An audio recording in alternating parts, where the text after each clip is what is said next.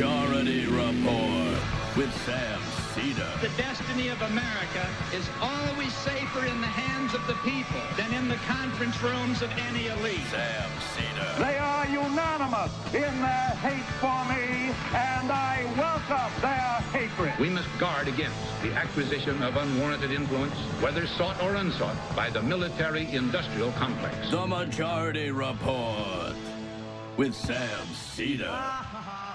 Ever get the feeling you've been cheated?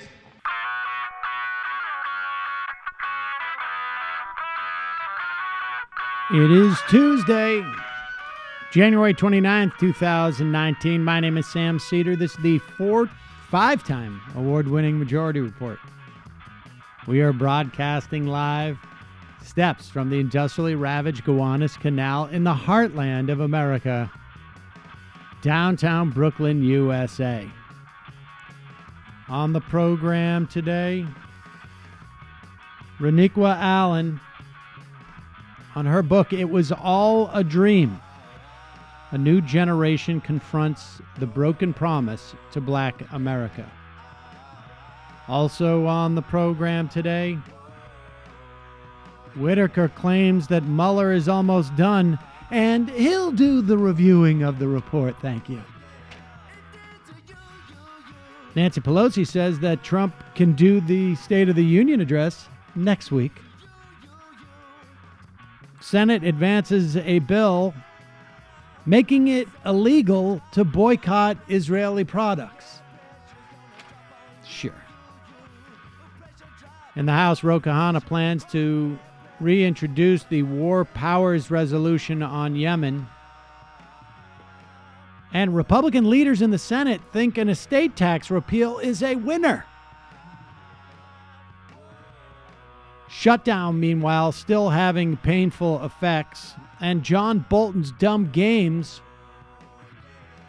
could get a lot of people killed. New report shows the tax cuts a failure even on their own terms. Well, depends on if you believe the terms we were given. And Trump's EPA passes on water testing requirements for deadly chemicals in our drinking water. So, if you got a problem with the tax cuts, just drink enough water and it'll all go away. That always works itself out. Denver students march in solidarity with their teachers as Virginia teachers march yesterday, and West Virginia teachers vote for a one-day work stoppage. Mitch McConnell's got a Russian oligarch money problem. And lastly, happy 2019, folks. The Supreme Court may effectively kill Roe v. Wade this week by doing nothing. All this and more on today's program. I'm going to get to, I will not leave the first half of the show before I tell you about this Supreme Court. Really, it'll be a non-decision that will effectively kill Roe v. Wade. This is not hyperbole. This is something that we've actually talked about, I think, multiple times over the past year or two, about the way it would go down. This could be one of those moments, literally any minute now. And I'm frankly sort of shocked at the complete lack of coverage it's getting, but we'll see. I will explain at the end of the program. I should say the end of the free half here, because I think this is something that everybody should know about. But we'll talk about it after the guest. I don't know why I feel obligated to read this email, but I do, just to show that as much as we have a problem with math around here, that we can bring the country together in the spirit of bipartisanship. Hello, Sam et al. Maybe it was that. Just I appreciate people using the ETAL moniker. That's I know how you all feel about math, but it's like science in that it doesn't give two shits about how you feel about it. It just is, right? Math doesn't care about your feelings. Anyway, according to the show numbers in my Majority Report app, This Friday will be the 2019th Majority Report, happening in the year of our Lord, 2019. This is a singular occurrence. No matter how many more Majority Report shows there ever are, there will never be a show number that matches the year. Please consider the mathematical, numerological, astrological, and historical significance of a show number matching the current year. The odds of this happening are astronomical, but you and your intrepid crew have done it. Celebrate. Invite some serious math nerd on Friday and geek out. You know you want to. Yours for nearly 3 years now, and never asked for anything till now, listener Pero. Look, I have some bad news for you. We have made an executive decision that after Friday, we are only going to number one show a year. So it will be 2019 will be the last numbered show for this year, and then we're going to do another one in January of 2020. So this will not be a singular occurrence. It's actually going to be repeated for years now. Because it's so fun. Because it's so fun. I just like the idea that we would have let 2,000 episodes go by without even realizing it. Right, but we're going to mark the 2019. So starting Monday, the show will go like this. It will be Monday will be the 2019th A show, then 2019 B on Tuesday, 2019 C on Wednesday, etc., until we get down to Z. And then, of course, we will go back to 2019 AA will be the next show, 30 shows out, or 24 shows out from Monday. And then 48 shows out, it'll be AAA, and so on. It'll make sense. We'll make it all the way to the 2020, and then we can just start over again. That's some powerful numerology right there. Yeah, so it's not that big of a deal. It is not singular. We have math may exist in the, but it is. We just showed how you can manipulate it. So, it kind of does care about your feelings. It does. I didn't feel good about it. I ain't gonna do it. Speaking of not feeling good, my daughter over the past couple of weeks had a horrible stomach virus. There was a lot of vomiting. And how did I deal with it? Well, it was painstaking, but what I did do, and I hope they don't mind me talking about this, because I guess you don't want to associate that with this, but I gave her a bunch of liquid IV because I was very concerned that she would get dehydrated. And it's very difficult to say to a kid, hey, drink a lot of water and have them do it. I mean, it's difficult to say to a kid, do anything and have them do it. But with 110% daily value of vitamin C and B12, Liquid IV is a great way to stay healthy and hydrated during these cold winter months. Liquid IV is not your average electrolyte drink mix. It uses cellular transport technology in a specific ratio of glucose, sodium, and potassium, which, when mixed with 16 ounces of water, helps your body absorb more water and nutrients directly into your bloodstream. It can provide the same hydration as drinking 2 to 3 bottles of water. Liquid IV is the fastest growing hydration brand, and you can find them everywhere, even Costco, and you can find them all at Costco's nationwide. Like I say, I use this when I've been drinking a little bit too much. I use it when I'm feeling like I'm a little dehydrated, but was able to give some to Mila when I was worried that she was going to get dehydrated. I love Liquid IV. I know you will too. Right now, my listeners get 20% off at liquidiv.com when you use my code MAJORITY at checkout. That's 20% off anything you order on Liquid IV's website. Go to liquidiv.com, enter my promo code MAJORITY to get your savings and start getting better hydration. That's liquidiv.com, promo code MAJORITY. Don't wait. Get hydrated today. And lastly, 2 more pieces of housekeeping. I was incredibly remiss. First off, this goes out to my buddy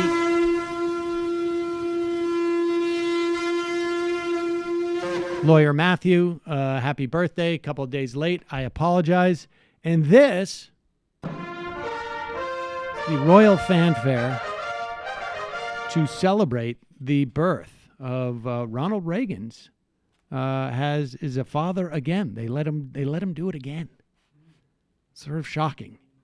But he has my understanding is a very healthy daughter and mom and dad, sibling, all doing healthy and or well and healthy and excited to have them there. So congratulations, sucker.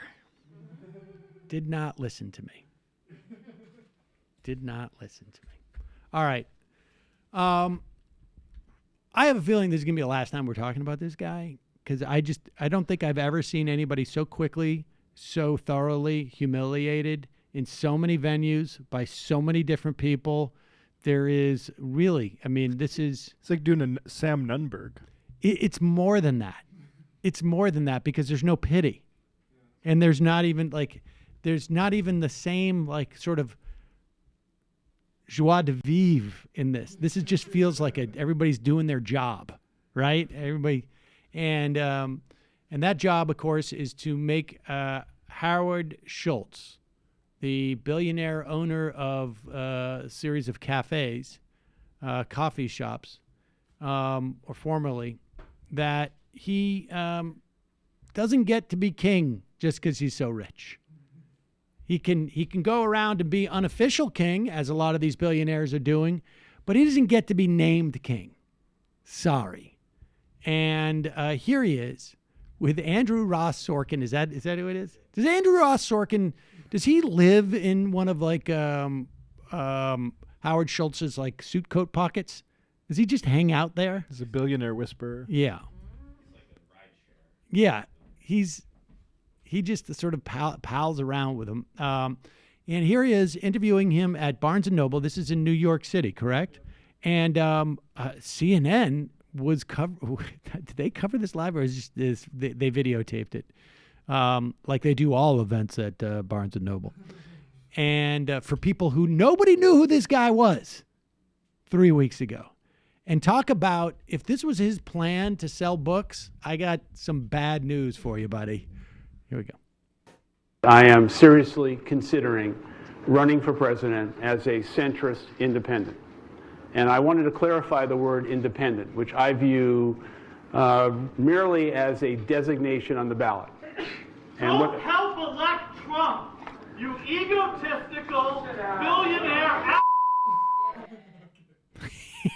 I love Aaron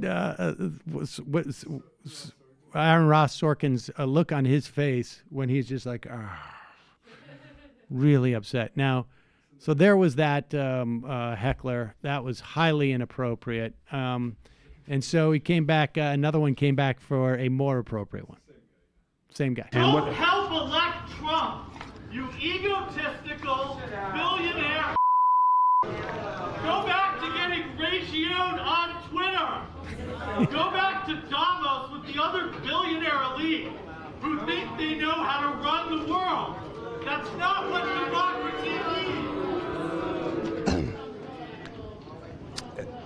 We're going to get to that idea and that sentiment in just a minute. There you go. That was awesome. They're going to keep trying to do this, though. Well, what do you mean? They're going to keep trying to do what? Who is they? Egotistical billionaire centrists who represent that point of view. The most amazing thing about this was yesterday when Michael Bloomberg basically said, like, hey, I swallowed enough of my pride to not do this. Like my therapy worked for a long time for me to just get to the place where I wasn't just so narcissistic that I thought I could do this.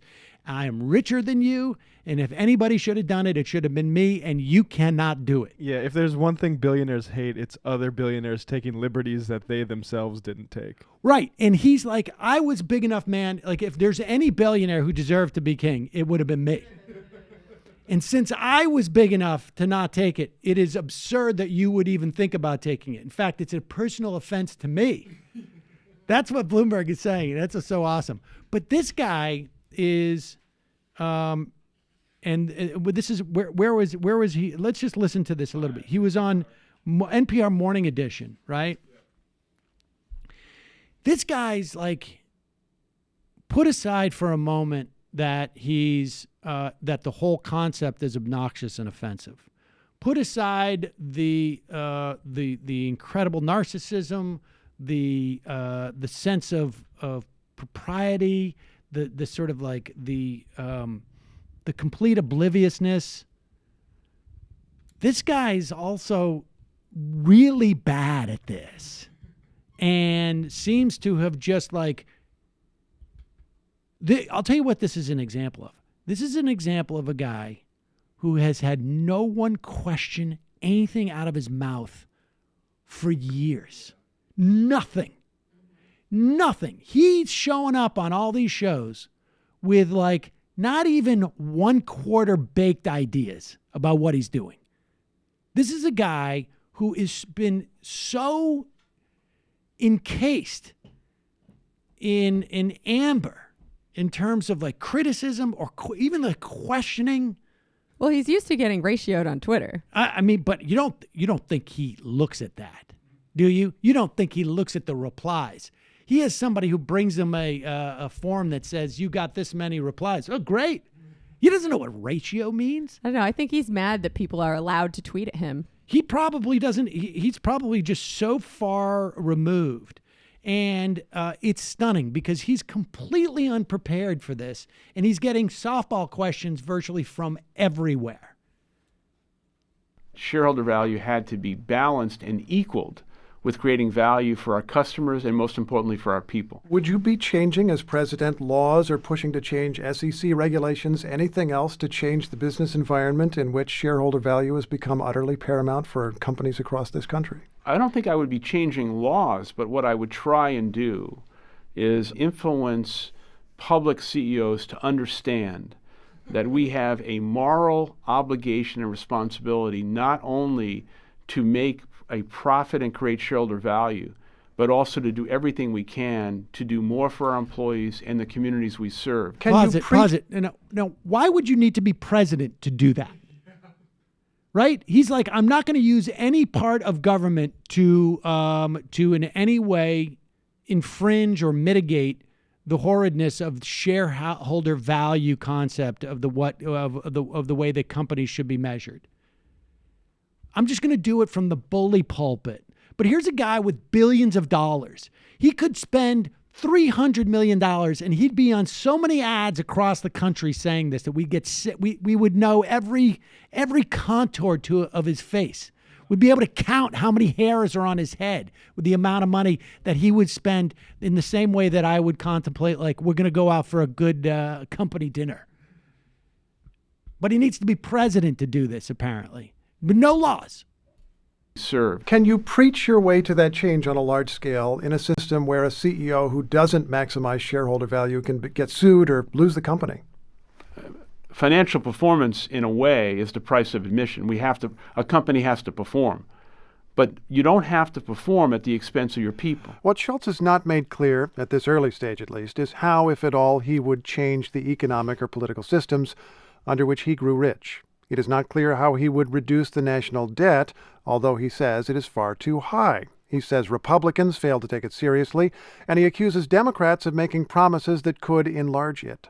Free Medicare for all, government-paid free college for all. First of all, there's no free. I mean, nothing is free. President Obama's theory was that you reduce the deficit in small measure by raising taxes on the wealthiest Americans. President Trump's theory was that you reduce the deficit by cutting taxes on the wealthiest Americans. You're smiling. Which, if either of those is true? Look, can I say it in my own words? Please. So we are in dire need of comprehensive tax reform, which would include a significant level of infrastructure development. Is it safe to say that the wealthiest would have to pay more, whatever the rates become, however the reform is structured? What I would say is that we need comprehensive tax reform. Oh my Why God! do you stick with that particular because phrase? I think there are a number of areas here that need to be addressed, and I'm not trying to dodge any question. I feel like, what we have today is an unfair system. However, when I see Elizabeth Warren pause it for a second. come out with... Yeah, I got news for you. He is trying to dodge a question. When you say I'm not trying to dodge a question and everybody thinks you're dodging a question, guess what? You're dodging the question. Either taxes are going to go up on the wealthy or they're going to go down.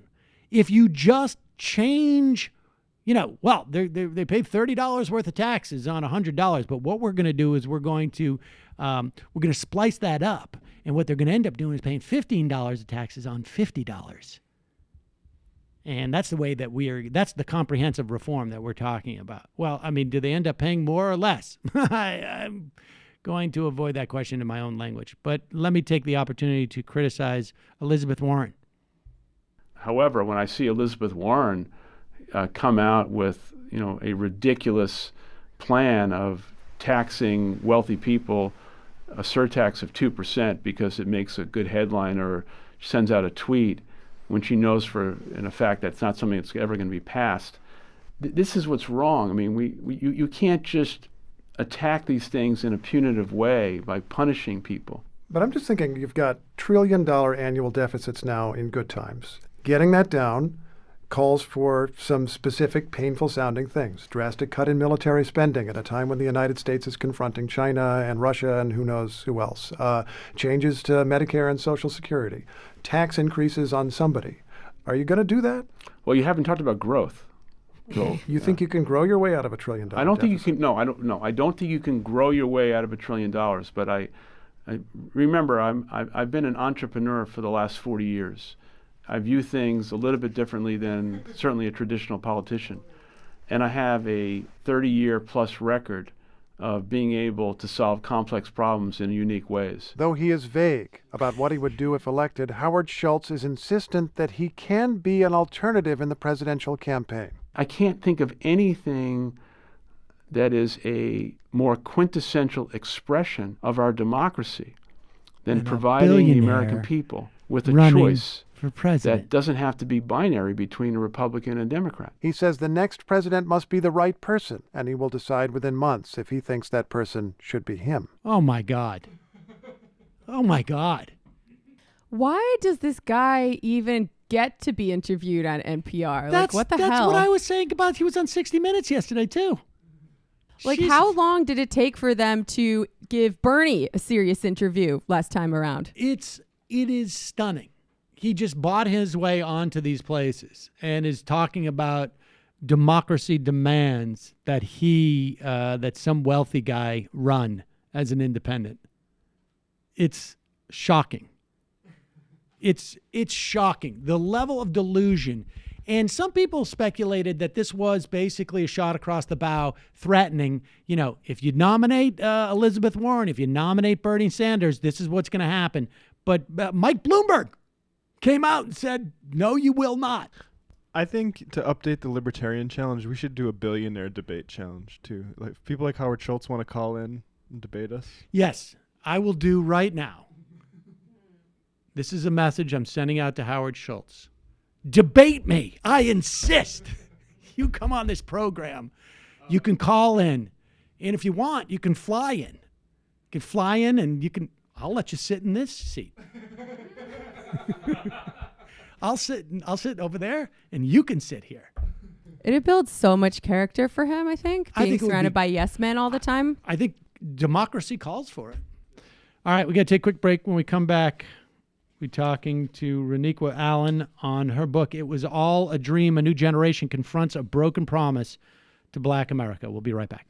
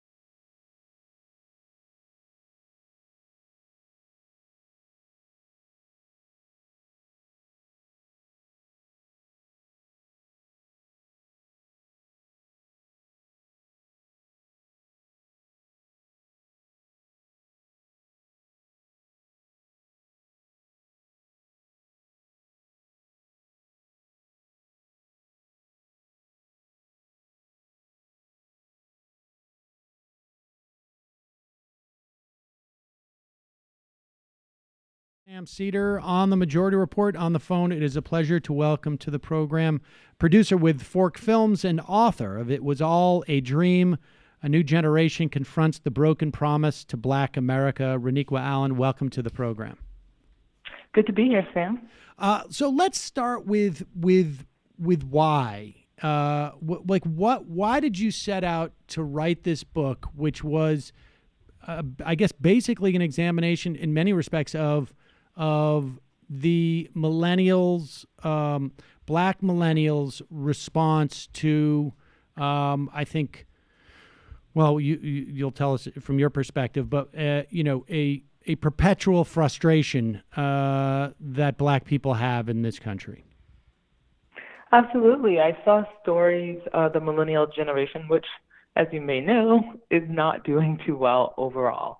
There are lots of stories, particularly about kind of these urban elite, overeducated, entitled folks. But what I felt was missing from the conversation was actually a story about people of color, and particularly young black people like myself. I saw my story feeling a little bit different. Yeah, absolutely, like kind of a millennial story. But race makes everything look a little bit different. I felt like things like, discrimination and racism and the burdens that carry was being missed on the story of the millennial. So I wanted to change that and talk to people, and not just myself, because I get tired of listening to myself, but I wanted to talk to other people and hear what they were going through too, and the things that they were experiencing. So that's why I started to write the book. And you ended up interviewing about 75 people across the country. Tell us how you found them. Yeah, in a range of ways. Some of the stories about millennials are out there. So there were a few that I were interested in, but I kind of looked at what the traditional notions of success were in America, what opportunity looked like, and then started kind of, then the things are pretty common: housing, education, student debt, and reached out to some organizations as I talked more to people about this book. Some people contacted me with friends or families. Some stories I found in newspaper articles. So really a range of ways that I reached out to people and decided who I wanted to profile. And the title of the book, It Was All a Dream, comes from a Biggie Smalls song. Why that title? I mean, at what point did that title come in for you, I guess? I think the title was actually where I started. I mean, I knew I wanted to talk about opportunity in Black America, and I wanted to talk about opportunity in young Black America. And somehow, initially the conversations were about the American dream and what that meant. And I think I was just listening to the music. I listened to a lot of music, and the title, the song Juicy came up, and this idea, this notion of dreams was really in my mind, and it kind of came from there pretty organically. But I mean, I was also interested in how the notion of the dream in the Black community, obviously thinking about Martin Luther King's dream, and how that has kind of changed and morphed for different generations, and how, I think Biggie's song is actually a play on MLK's MLK's speech, and how even Jay-Z, even after Biggie died, kind of said, was it all a dream? And how we're kind of, I think as a Black community, constantly thinking about dreams and promises, and really systematically, I think, being denied it, not just systematically, but culturally as well, being denied dreams and promises, and what that meant to us. Has that? I mean, because Juicy is optimistic, I think, as a song, right? I mean, and so has the perspective, or I guess let me ask you this from. And then I want to get into maybe some of the individuals, but I'm curious as to let's start with overall, what your experience is of Black millennials what their response, what their perspective is on the American dream, how you, might imagine it's different from white millennials in terms of what they experience. And then I want to talk about maybe how that relationship to the American dream has changed, or if it has changed at all in earlier Black generations. Yeah, so I think, one of the most surprising statistics I found pretty early on when it relates to the American dream was that Black millennials, more than anyone in this generational cohort, actually believe in the American dream the most. Now, when you look at the studies, it's actually young white people who say that they've achieved it the most, but young Black people actually believed in it.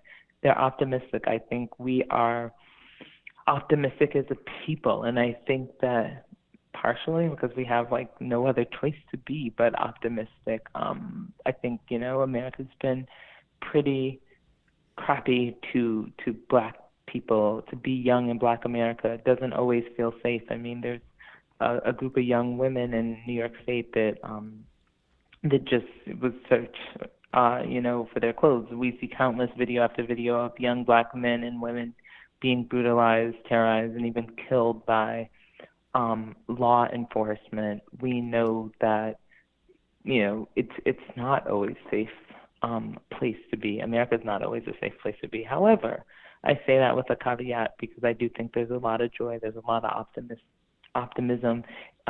There was high political rates of participation, political participation in the Black community. So I think that these are all really wonderful things, and I say that.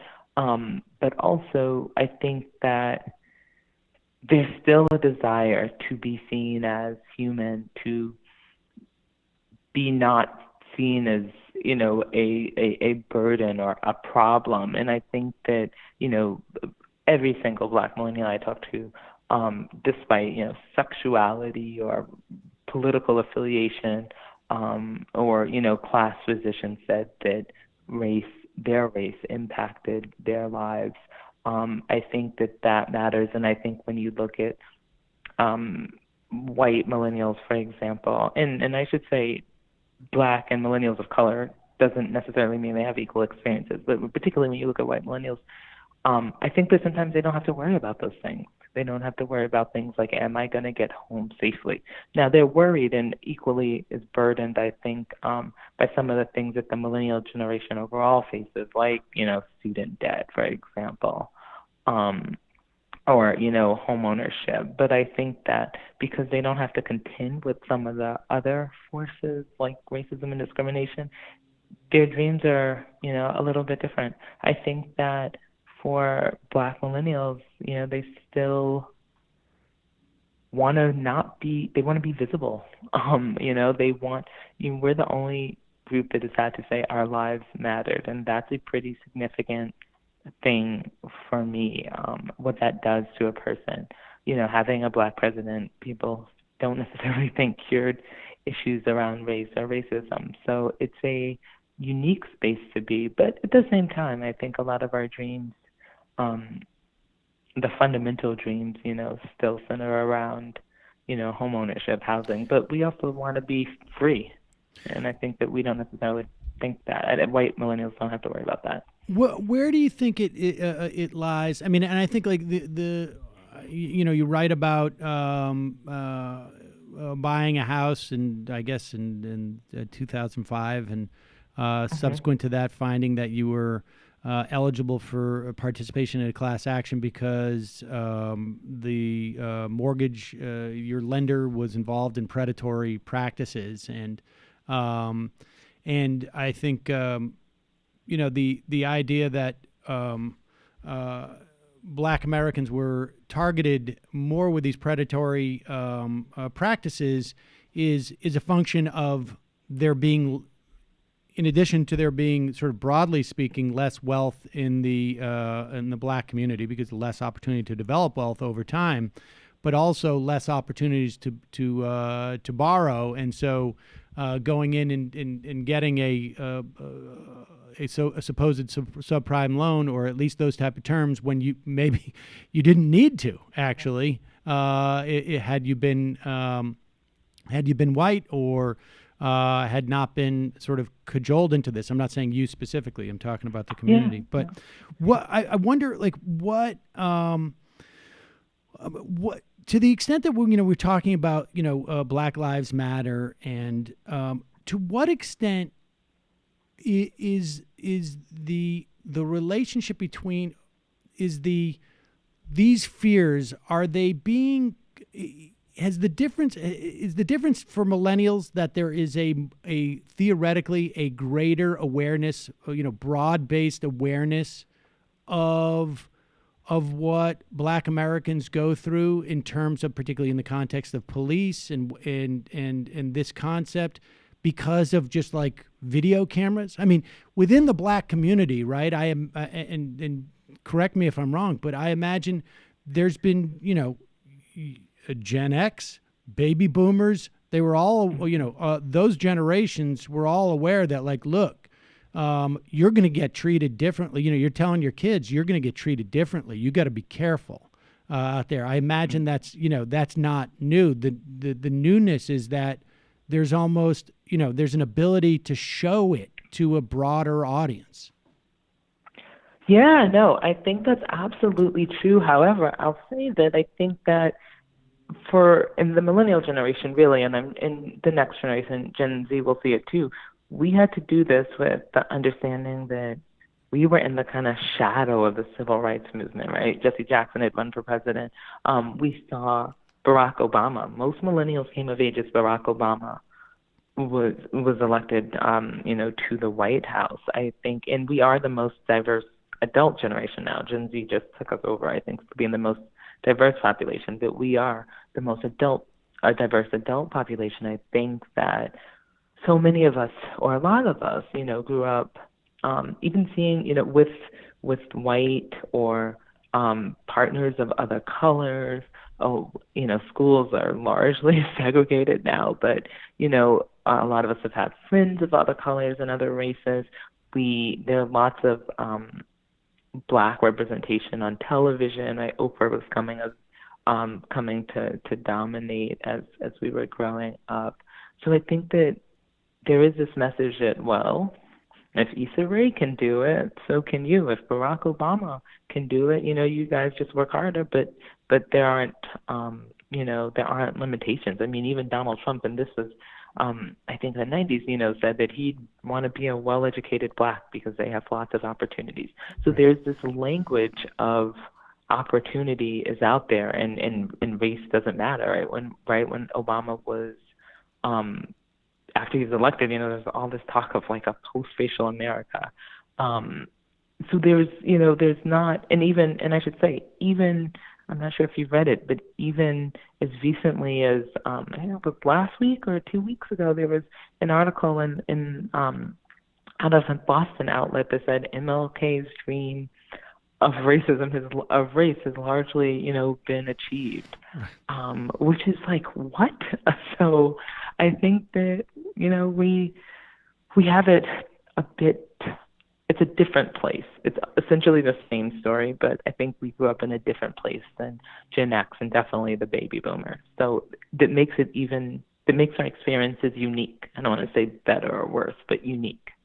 I mean, I just want to tease that out a little bit more. Like, what is it? Is it more complicated in some ways, in that it's not as, if you're fighting for the right to vote, you're fighting for the right to not be discriminated when you go into a restaurant. If you're fighting for the right to not be discriminated when housing, it's a fairly binary, straightforward thing. But if if you ostensibly have those rights, but the options are limited, and in the context of a generation like the millennials, where they don't have the same opportunities that we did in Gen X, and those people who are who have the least political power, broadly speaking, who are subject to racism, are going to be even more impacted by the dynamics that are impacting the millennials broadly speaking. Is that in some ways?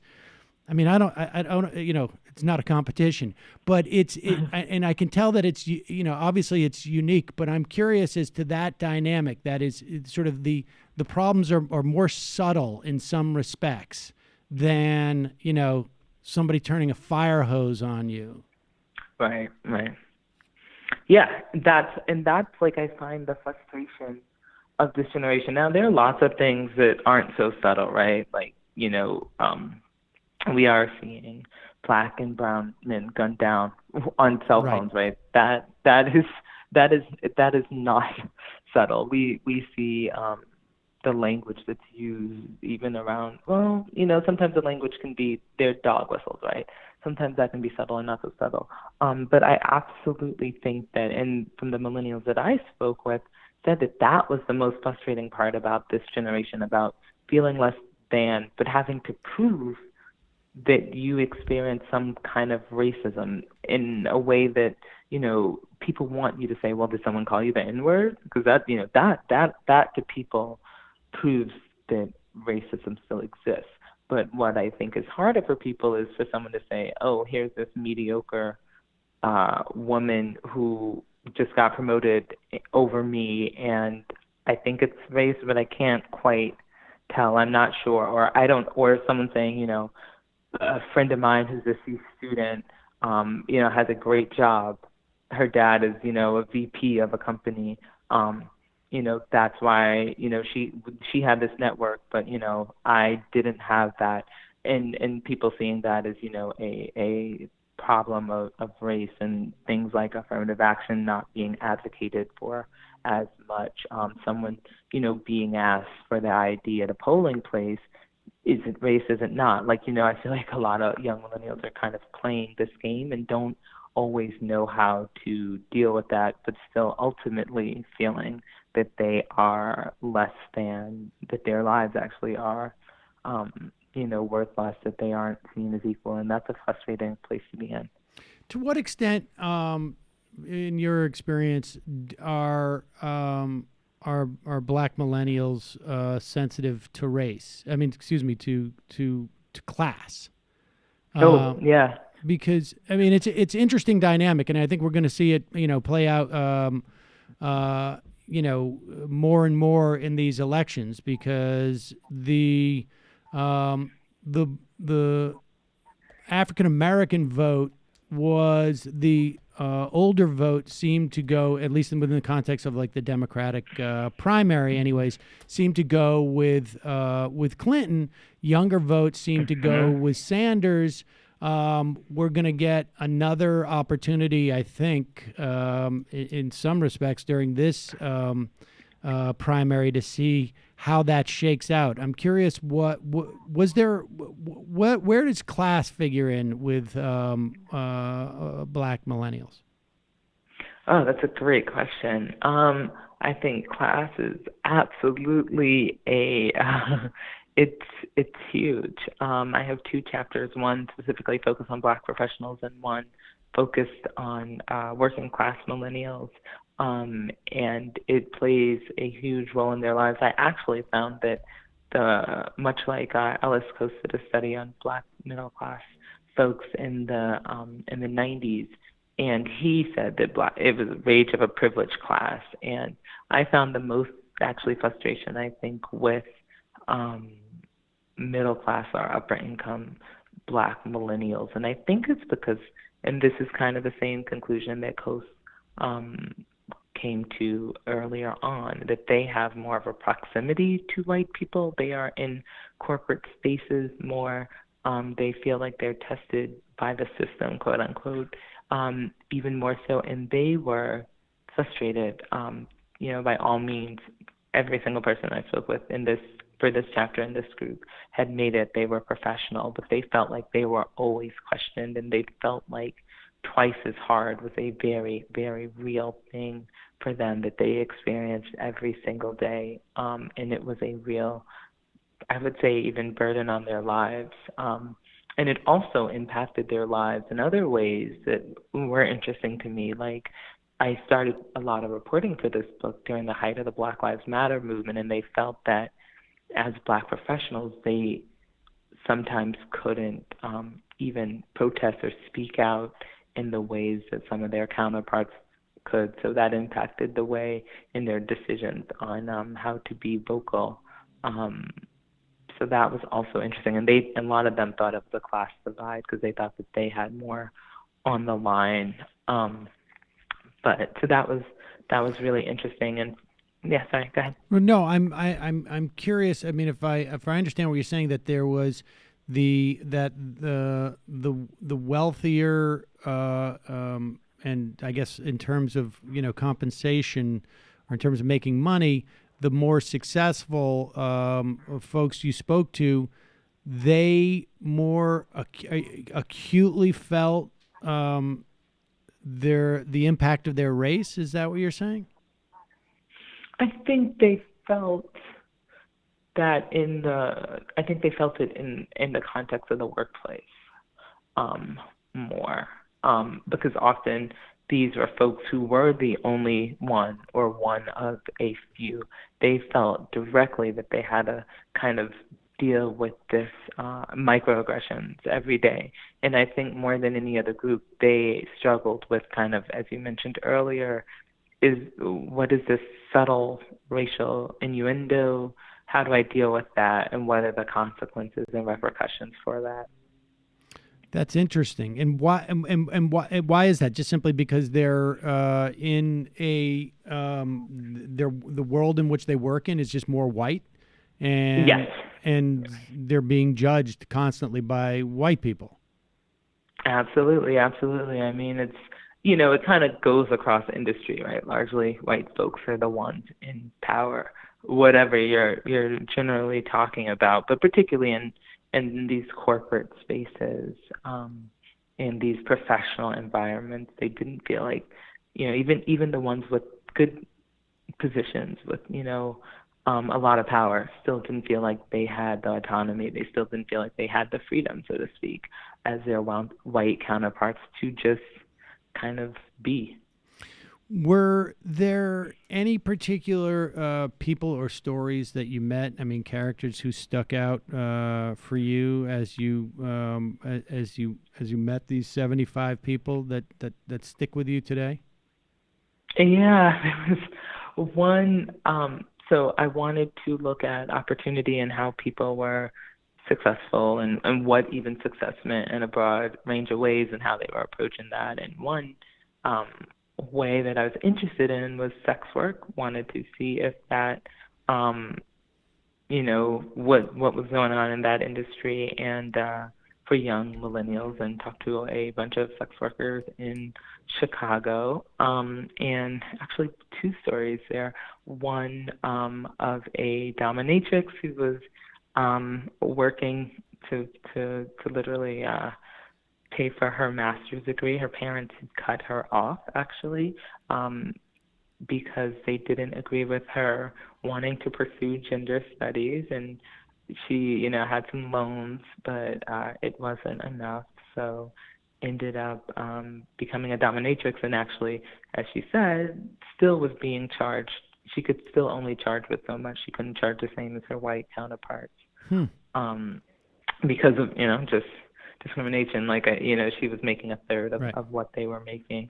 But also she talked about how her largely white clientele, and she felt conflicted about this, because she felt like, people liked her dark skin, and her clientele was largely white men, and how she would whip them, while also espousing like Black feminist ideology, and how it was very cathartic for her to kind of crack the whip on what she says were, largely racist.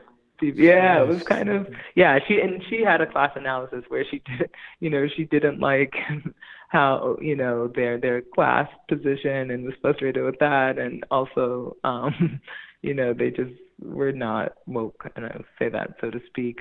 So it was, but it's interesting that she said that was a way of healing for her.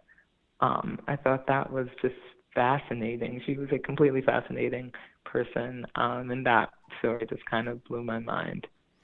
Yeah, it's also stunning that she's getting she's that sort of conscious also of not getting the market rate.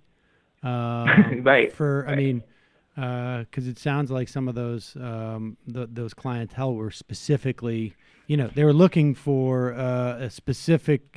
I think race was obviously playing a big part in what they were looking to in terms of their catharsis as well. Who else struck you? I mean, there was a character from Ohio, Michael, whose story was pretty. I mean, that's not his real name, but tell us about him as well. Yeah, I know. He was another one who was fascinating because I set out to talk about student debt, right? Because that is a millennial experience. I think Gen X started, to experience that, but millennials really have seen tuition rates climb. And I was trying to figure out like what the role of education was in terms of mobility. So I met this young man who had a stunning amount of student debt. But his story was more complicated than just being someone who took out a lot of money for college. He actually went to school on an athletic scholarship and was injured. I had no idea that those scholarships aren't necessarily for 4 years. Now, there's some groups advocating for that to be changed for you to be able to have multi-year scholarships. But once he was injured, he wanted to pursue his education and had to do his best to figure out how to do so. Now, he didn't come from like, so to speak, of poverty. His dad had a kind of good working class job, but because of where we are and what's happening to the working class and industrialization, his dad had to retire early, so he was, his factory closed, and so he couldn't, assist his son with college after he lost his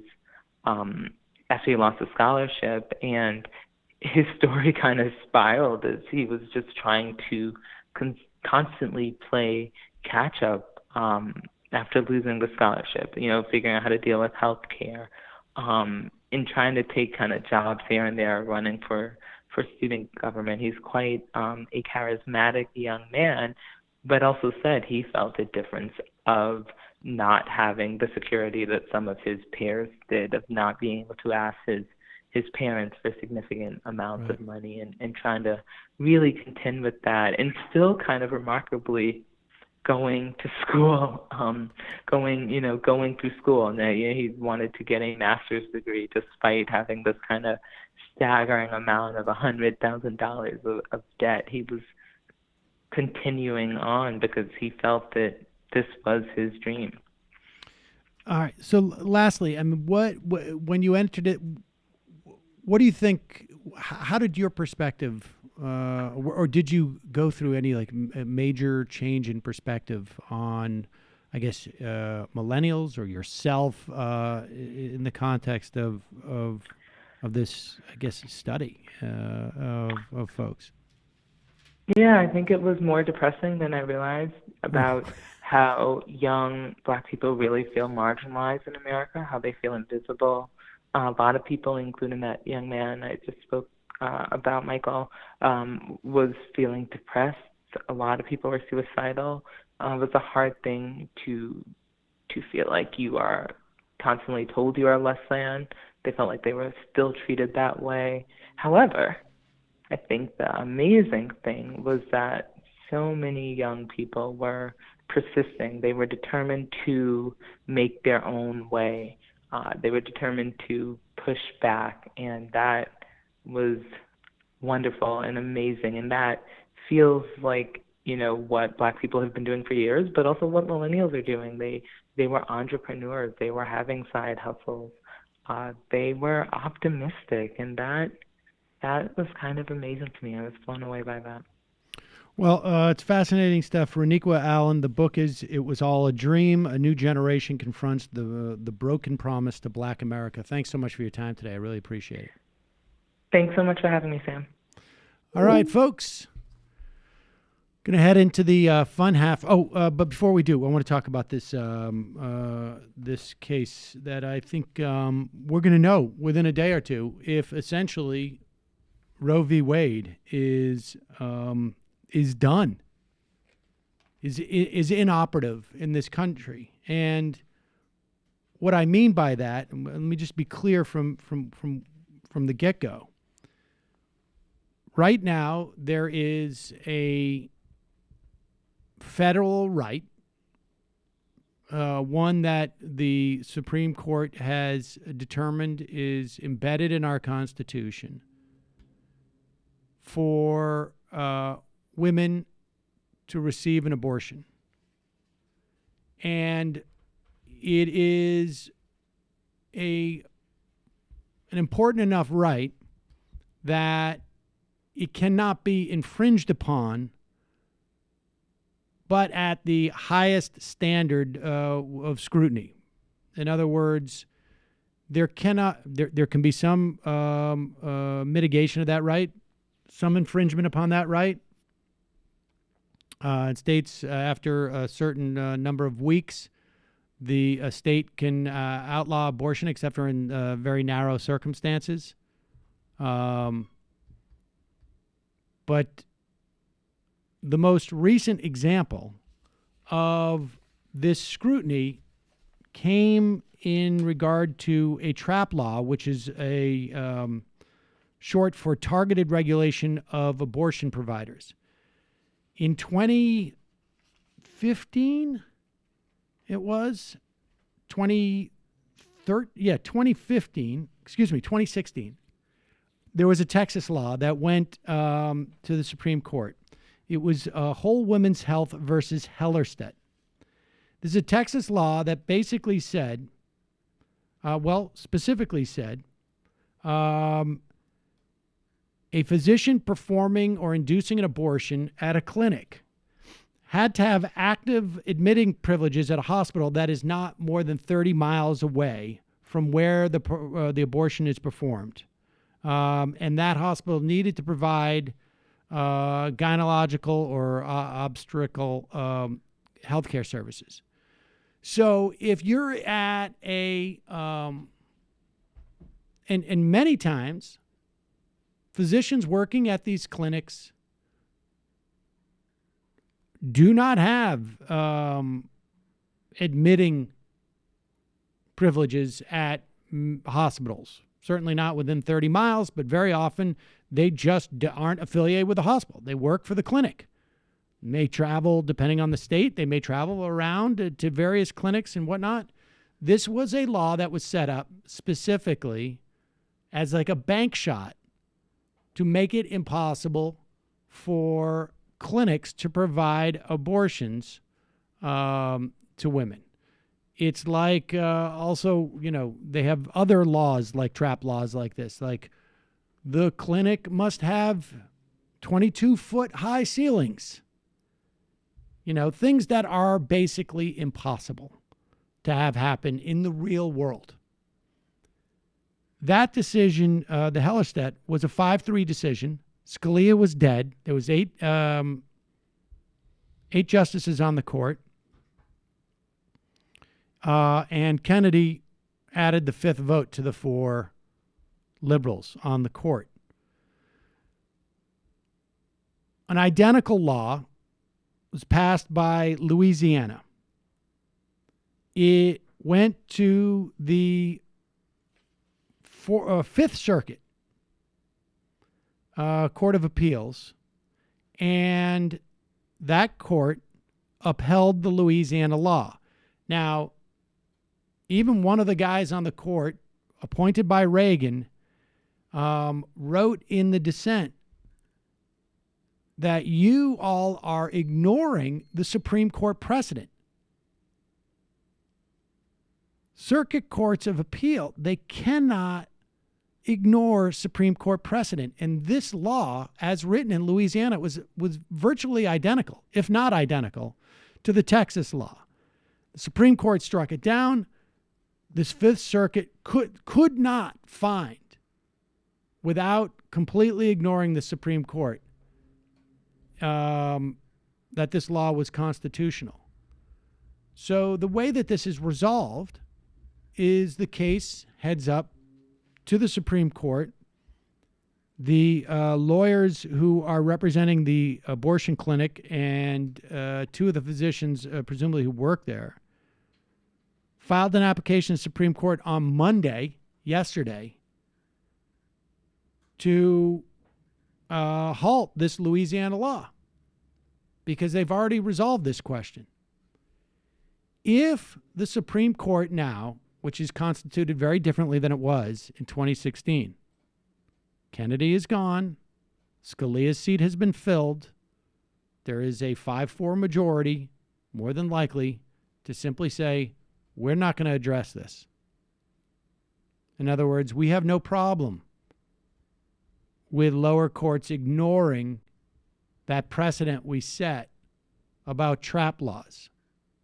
And if that's the case, every state in the country that is a red state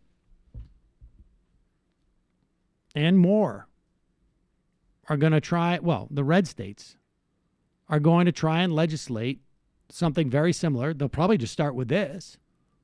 And then if that's not effective in eliminating abortion services in their state, they'll come up with another one. And Roe v. Wade, there's not going to be any announcement that Roe v. Wade is overturned, but Roe v. Wade is essentially no longer in effect. Now, this dynamic already exists to some degree around the country. You have, I think it's 1 or 2 states in the center of the country where there's maybe one abortion provider, virtually impossible to reach for a huge percentage of the people in the state. But this is going to be more comprehensive. This is going to be contiguous states. It's going to be a real problem. We're going to get to that situation, and I think people predicted it when Kavanaugh was nominated, that at 5 years, abortion will all be, at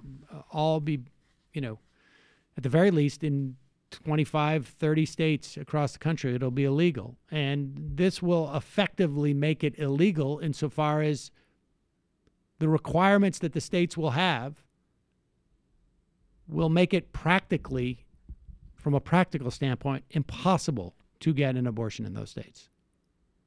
And we should know within a day or two whether the Supreme Court, how they react to this. If they say to the Fifth Circuit, no, send it back. You did this wrong. We've already ruled on this. Then it's alive for another, who knows. But if they don't, there's going to be 25 states within a matter of months, probably 20 states within a matter of months that will pass similar legislation, and abortion clinics will be basically impossible in these states. So that's terrifying. It's terrifying, and it's like it's like watching a slow motion train wreck. The moment Donald Trump won that election, it was all but assured, right? I mean, maybe a meteorite hits the Supreme Court, or knocks out people, but this is the reality, and we'll know in a couple of days about this, at least this threat. And I don't know, maybe Kavanaugh, Gorsuch will be like, or Roberts will say, I don't feel comfortable overturning precedent that is 2 years old. But when they don't really have to say anything, they just have to sort of turn their eyes away and look away a little bit. Very dangerous stuff. Things are going to get pretty crazy, I think. The next 2 years are going to be pretty nasty stuff. It could be nasty well past that, but I guarantee you the next 2 years are going to be difficult. Everyone made fun of the women's strike for being sort of a cute, imminently forming thing that's not a real strike, but Like, we might have to do a real one, and I'm glad people are starting to wake those muscles up again because we're going to need them. It's certainly happening amongst the teachers across the country. I mean, there was a vote apparently taken last night in West Virginia to go do a one-day work stoppage. And this West Virginia is where a lot of these teacher strikes in this round started. And the fact that they're willing to go and do it again, they're not playing. And not to mention all the airport workers. The airport, we talked about that yesterday. It was when the airline attendants basically just said, "Look what's happening with the air traffic controllers. We're next." That was a not so veiled threat, and It worked. It worked. It took 2 hours essentially for that to happen. Lastly, before we go into the fun half, there's still a couple of days left. I don't know the specific day. I think there's at least like a week left. Let's play this clip of Nomi Kans because this is captures some of the reason why I think she's a good choice for public advocate in New York City. And, you know, the fact is that she is the one candidate in the race who I think is the most alienated from the political establishment in New York. I don't think she's particularly liked by a lot of those players, and that's why I actually think she's perfect for this role. She's the only one who's not taking any real estate developer money. Anybody who knows New York City politics knows that it is real estate money that is the most corrupting force and problematic force within New York City. And here she is. This was at a candidate forum, I believe, making that case. It's not enough to be progressive on 90% of the issues. It's that 10% of the issues that determines whether somebody has been illegally evicted from the neighborhood that they grew up in. It determines whether or not a council member sides with rezoning their neighborhood.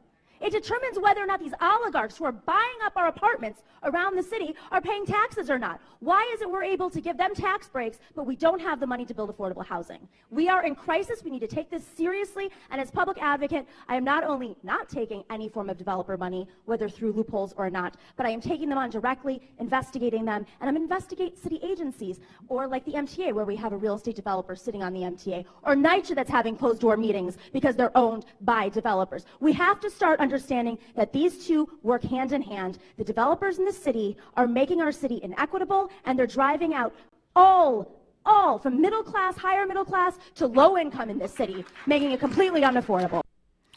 All right, and look, if you're a New York City resident, every dollar you give will be matched by $8 by New York City because of their matching funds. If Nomi raises, I think there's another $10,000 to $15,000 she has to cross in terms of the threshold. It's not a lot of money unless you start contemplating the idea that it's not a lot of money for a political race. But at $100 or $50 or $25 or $10 a click, it's going to take a little bit of an effort. So no pitch for the show membership today. We're going to put a link to Nomiki's Act Blue. Head over there if you're a New York City resident. And that is, I mean, you can donate money to her, and that's great. But a New York City resident, you donate 10, you're giving her 80. You donate 250, you're giving her, I can't even do the math on that. What is that, like 2,000? So, and it's only up to 250 that gets matched. So head over there, help her out today. We have a link at majority.fm. What is it? Just you go to Act Blue too, right? I'm sure, and look up Nomiki Konst, Konst. and we'll put that on there on the website. JustCoffee.coop, fair trade coffee, tea, or chocolate. Of course, you can go to Join the Majority Report and check it out. There is no TMBS tonight. It is Thursday. And Bill Fletcher Jr. Bill Fletcher Jr. will be on the program. And I suspect it's going to have to change next week, too, because we're going to do the State of the Union on Tuesday. Next Tuesday, unless Probably, yep. Nancy says you can't come again to him. Be nice. It would be nice. We're sort of hoping maybe that could be pushed to like April. Jamie, any Antifada this week? Oh, yes. So we still have up our History as a Weapon from last week, where Sean and Matt Chrisman from Chapel Trap House talk about why the U.S. never had a real labor-backed socialist political party. And tomorrow we're releasing a new episode that we did with Leslie Lee III from the great podcast Struggle Session, where we finally talk about The Handmaid's Tale and other more effective resistance art like The First Purge. The Handmaid's Tale? Yeah. The book or the show? The TV show and what it means been to on the people who hiatus. love it. Yeah, I know. Well, you know, there's a slightly longer news cycle when you have a podcast Your when marketing you talk about department, culture. Your marketing department would have said, wait, we want to peg that to the return. They're not going to get aggregated like that. Oh, well, maybe we'll talk about it some more. All right. I think we're done with it, actually. We've watched it. We've seen enough. Well, you're not going to see the new season? Eh. Oh, all right. Maybe if there's some compelling new stuff in there, we'll have to talk about it some more. We're going to have to do a marketing seminar on the Majority Report retreat. Please. Yeah, so speaking Matt? of the zeitgeist, literary hangover, we're doing The House of the Seven Gables, released 1851. Check that out. Also, That's coming back. I think it's very a timely novel, actually, and I'm not being facetious about that. Also, a TMBS live show Friday night. If you are in the area, should come to that at the Bell House. Check it out. All right, folks, 646-257-3920, heading to the fun half.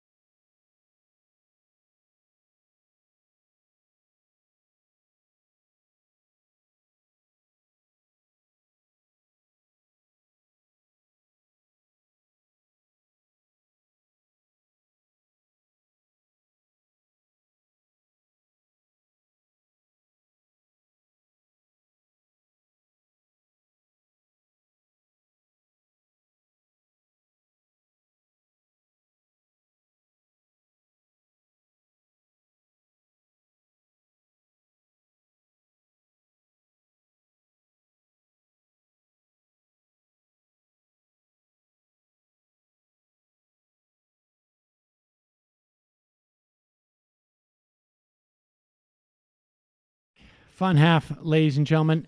Correction. Well, I don't know if this is really a correction, but it is an update.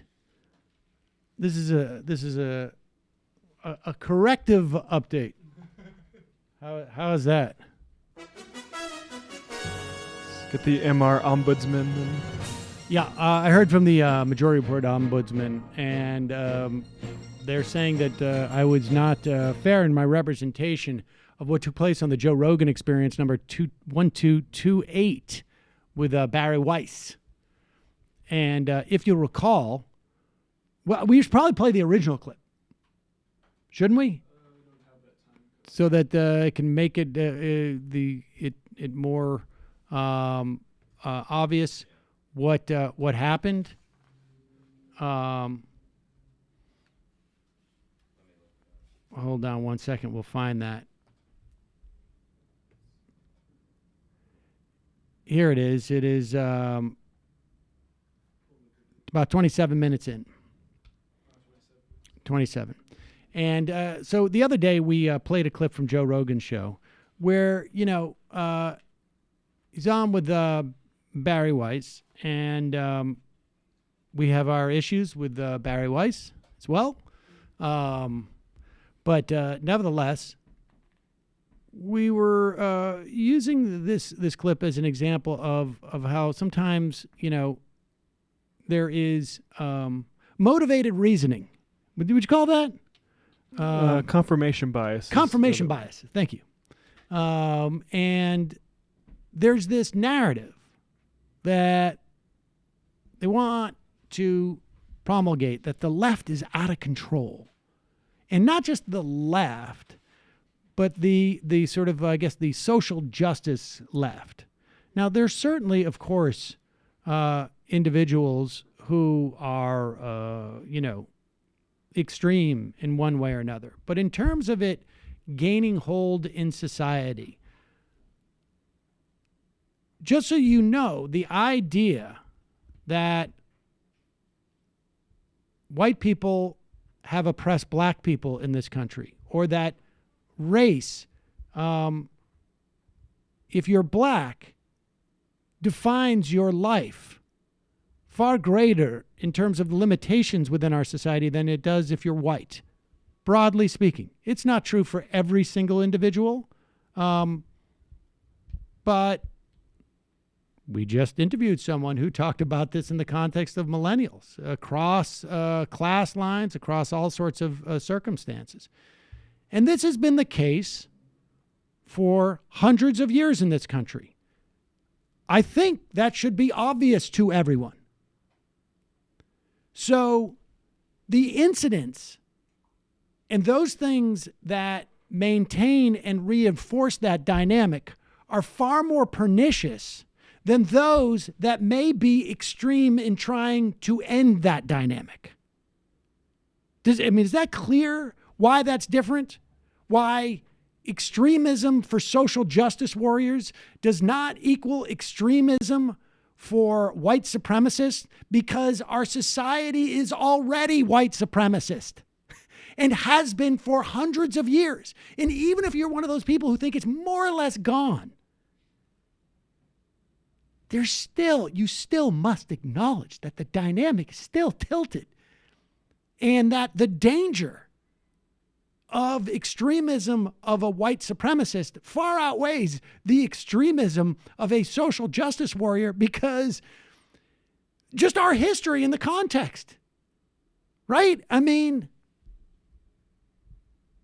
if I have a scale and I have 100 pounds on this scale and I have 20 pounds on this side of the scale, the idea of adding 20 on this side versus 30 on this side is still more problematic, right? It's still going to tilt it down this way.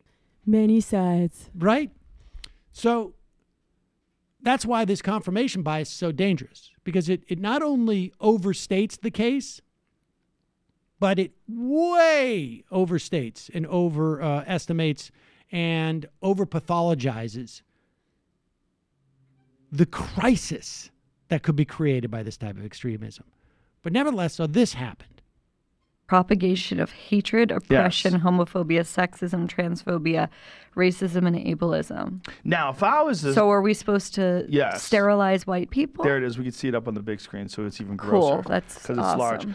But see, this is the thing. Racism is terrible, right? So how do you stop racism? Well, racism can only be perpetrated by white people. Oh, well, the problem is white people. We got to stop white people. Well, now you're racist. Like, you're literally being racist to stop. Is this really everywhere? I've never seen this. Well, people are finding it and posting it online. God. Oh my God. And someone sent it to me. I don't know if it's everywhere. It's probably just one asshole, right? Do you see but the person exists, right? That person exists, and they think they're a progressive. Do you see the cold civil war? Okay, and they talk about, you know, the cold civil war that's kind of coming, this and that, like as if this is a real danger. As if there's some type of danger that somehow white people are going to be, despite the 300, 400 years of evidence that we have in this country that white people are perfectly safe. They may be subjected to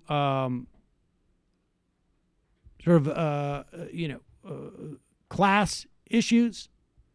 They may be subjected to the same type of problems in terms of opioid addiction, in some instances more. There was actually, my understanding is that particularly early on, that white people were more susceptible to opioid addiction because they had a higher incidence of having health insurance, and black people could not get the pills to get addicted to in the first place. Yeah, and doctors are a lot more generous with the prescriptions when you're white and when you're male. But it's really important for this conversation that they're having that this be true and dangerous and a mounting danger. And if there's only one guy, well, it's only one guy, but it's hugely extreme. And if this catches on, well, so we criticized Joe Rogan for not looking that up because it turns out it was a complete fraud. You'll notice on the bottom of that poster, it says it from the Emerald City, I think, Antifa, and the Emerald City Antifa said, that's not us. It says more about the channels of communication and intelligence that are feeding into Joe Rogan than it does about the world. Right, exactly. But it also, look, we get stuff like this all the time too. And you just have to take the responsibility of just before I put it up there, if it seems a little bit extreme, we should double check it. And there are stuff there's been many occasions where we have said, let's not report this. Let's wait a day and see what's up. It's just bizarre. I mean, I don't expect Joe Rogan to know that much about anti-fascism, but like anti-fascists are mostly communists and anarchists. They're not black nationalists. Well, they may be just really self-hating white people and don't want anybody to marry them or mate with them. Possible. But we want to correct the record because apparently someone did text Joe during the show and say, hey, man, that's fake. Cannot change It's crazy. and are irredeemable. Right. Is crazy. Cancel culture. I was talking about this with Kanye, honestly. We were talking about cancel culture. When was he on the show? We were talking about it in person. Oh, okay. On the phone. Okay, He's Joe. going to be on the show. Okay, cool. Allegedly. He's a little nervous about it. I'd like to see him with the samurai sword posing in front of I think he would go American with the Elon flag. Musk gun. Yeah, you're probably I right. looked up that poster. It was first posted over 2 years ago, and it supposedly is like a troll. Oh. Yeah. Oh, that makes sense. Yeah. Okay, But this is the good. world where it's hard to find what's a troll and what's not. What I was going to say that if I was cynical. Well, no, wait a second. It's easy. It's easy to find. It took 3 seconds for me to find it. You just put in Antifa poster, white people, Snopes. That's all it takes. So, but it's amazing how like, oh, well, yeah, okay. Don't disregard what we just said for 3 minutes about that was based around that. The premise has been completely exploded, but let's continue. Let's continue. Maybe you need to reevaluate everything that came off that premise. But all right, but we've done our job. We've done a correction. There it is. Let's go to the phones. Calling from a 240 area code. Who's this? Where are you calling from? Oh, hi, Sam. It's Vito from Maryland. Vito from Maryland. What's on your mind? So I've been thinking, I was kind of going to want to get your take on this. I've sort of been thinking that perhaps Joe Biden and Bernie Sanders might not run. I think in Joe Biden's case, I think sort of Democratic politics has kind of passed him by at this point. I don't think that unapologetically center-right position is it's not going to really go anywhere at this stage, I don't think. And plus, the last time I heard him speak, he seemed a little like loopy. He couldn't remember who Ann Coulter was. He referred to her as a blonde girl, conservative or something. I don't know. I think he's losing a step. Vito, I have heard, you're not the first person to say that to me. Let me put it that way. Yeah. As far as Bernie goes, I think the reason why he's taking a while, I think, is because I think it's going to be harder for him this time than it was in 2016. For the reason the competition is just going to be I think a lot more fierce this time than in 2016, number one. And number two, he's been so successful in changing the political discourse in this country and moving things. I mean, it's looking like there's not going to be anybody really seriously contending that's not for Medicare for All, for example. And so if he gets into the race, it's his campaign. I mean, I guess he could say, look, I was here first with all this stuff, and that's true. I don't know if that's a winning strategy, though. In other words, when he was running just against Hillary Clinton, right? Right. Yes.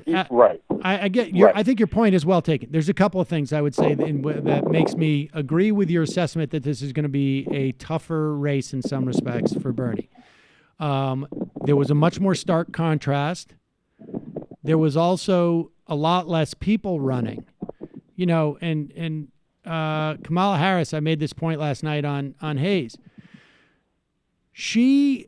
It is hard, and she's come out for Medicare for All, and some people are complaining that she said, I'm serious about this, which they're taking her as meaning I'm not serious about this, and it's not, which that seems a little silly to me, but maybe it is, I don't know.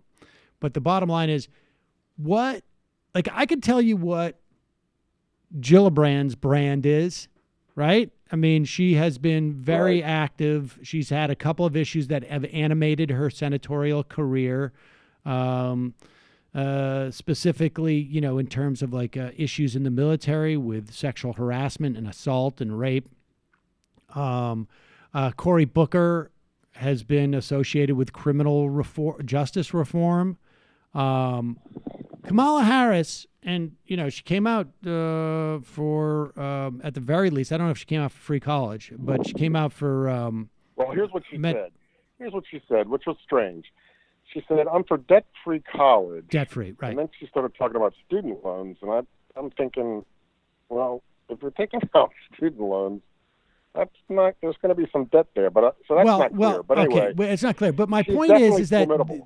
she's. I think without a doubt she's going to be one of the last. If there's 2 or 3 or 4 candidates at the end of this race, she will be one of them, guaranteed. Guaranteed. Yeah, you can see it's a major retail. She's a big time politician. Totally. Retail politician. And she's very good at delivering, aspirational rhetoric. And here's the thing. It's going to be difficult for Bernie because Bernie is going to run on policies, not unlike Elizabeth Warren, right? Elizabeth Warren is going to be the wonk in this, and so isn't Bernie to a certain extent. And the thing is that is very effective if you're running against 1 or 2 other people, and the fact that you're talking about policy constantly and they're not exposes them as not having any specifics. But if there's 12 people on the scene, or 15 people on the scene, or 20 people on the stage, and all you get is 6 minutes in a 90-minute debate to talk, saying things like, we've got a problem in this country and we need to fix it, is all you need to say. And so that is going to make it very difficult. The reason why I would think that Bernie would run, even if he thought that he couldn't win, and I actually think that he thinks he can win, but even if he thinks he couldn't win, is it worked last time in terms of getting these issues on the table.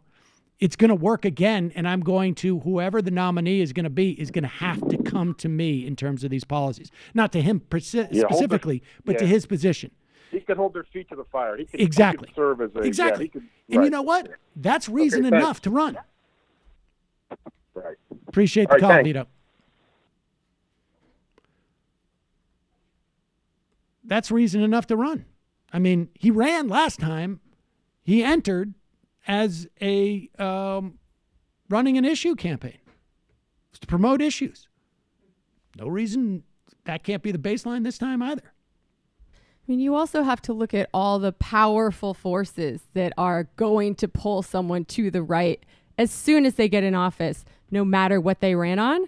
And one way to predict what they're going to be like is to see what they've been like in the past. The advantage that she has, particularly when it comes to Kamala Harris, is this. She was an attorney general, so the policies she worked on were very narrow, right? She couldn't propose any type of other programs other than programs that, not even programs as much as with like sort of law enforcement initiatives. And while you and I and the people in this room, maybe some of the people who listen to this program think like, oh my God, this arrest people for the truancy of their kids is horrible. Or, oh my God, the idea of criminal justice reform is important. Or, oh my God, we have too many prisons. Is dismissing those is a problem for us. But I think, sadly, and I say this with a lot of regret, I don't think it's going to be that huge for a big portion of the Democratic electorate. I don't think it's a problem for on the right. I think it's, advantageous in the Democratic Party today. Look, Bernie voted for that same law, the Clinton law that Clinton talked about, super predator. Like the Democratic Party was to the right on these things significantly. He also spoke out against it at the time, if I recall correctly. It's possible. He voted for it. And there's no doubt that he's better on it, obviously, than Kamala Harris. But my point is that's where the center of the country was. I don't know that she's caught up. I imagine she would talk a slightly different game now than she would when she was coming out of San Francisco trying to appeal to the state of California. Nevertheless, I still just don't think it's going to have the salience with the rest of the Democratic Party. There's going to have to be something else and I think it's just basically going to be if Bernie runs and if Elizabeth Warren, continues, they're going to have to offer proposals that are going to force her to the left. Well, also, speaking about the past, like, people don't trust politicians when they say, I'm for this thing. They've heard it all before. She just came out in favor of Medicare for all. It feels a little bit opportunistic. Well, she signed on to Bernie's bill when we introduced it. Yeah, but like, I think people are going to trust someone more to actually follow through on it who's been going on about single-payer health care for decades. You might be someone right. Who just started talking about it. You might be right.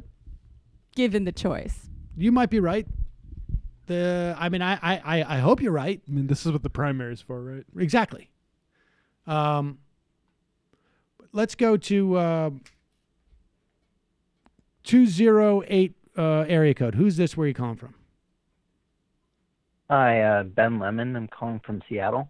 Ben, what's on your mind? Well, you know how Republicans always come up with lies and they repeat them repeatedly every single time they get on air, just a reflex. I need Democrats to start repeating, the facts. I've been doing statistical analysis on the FBI data, and in 2017, Republican states had 35% more violent crime than blue states. Okay.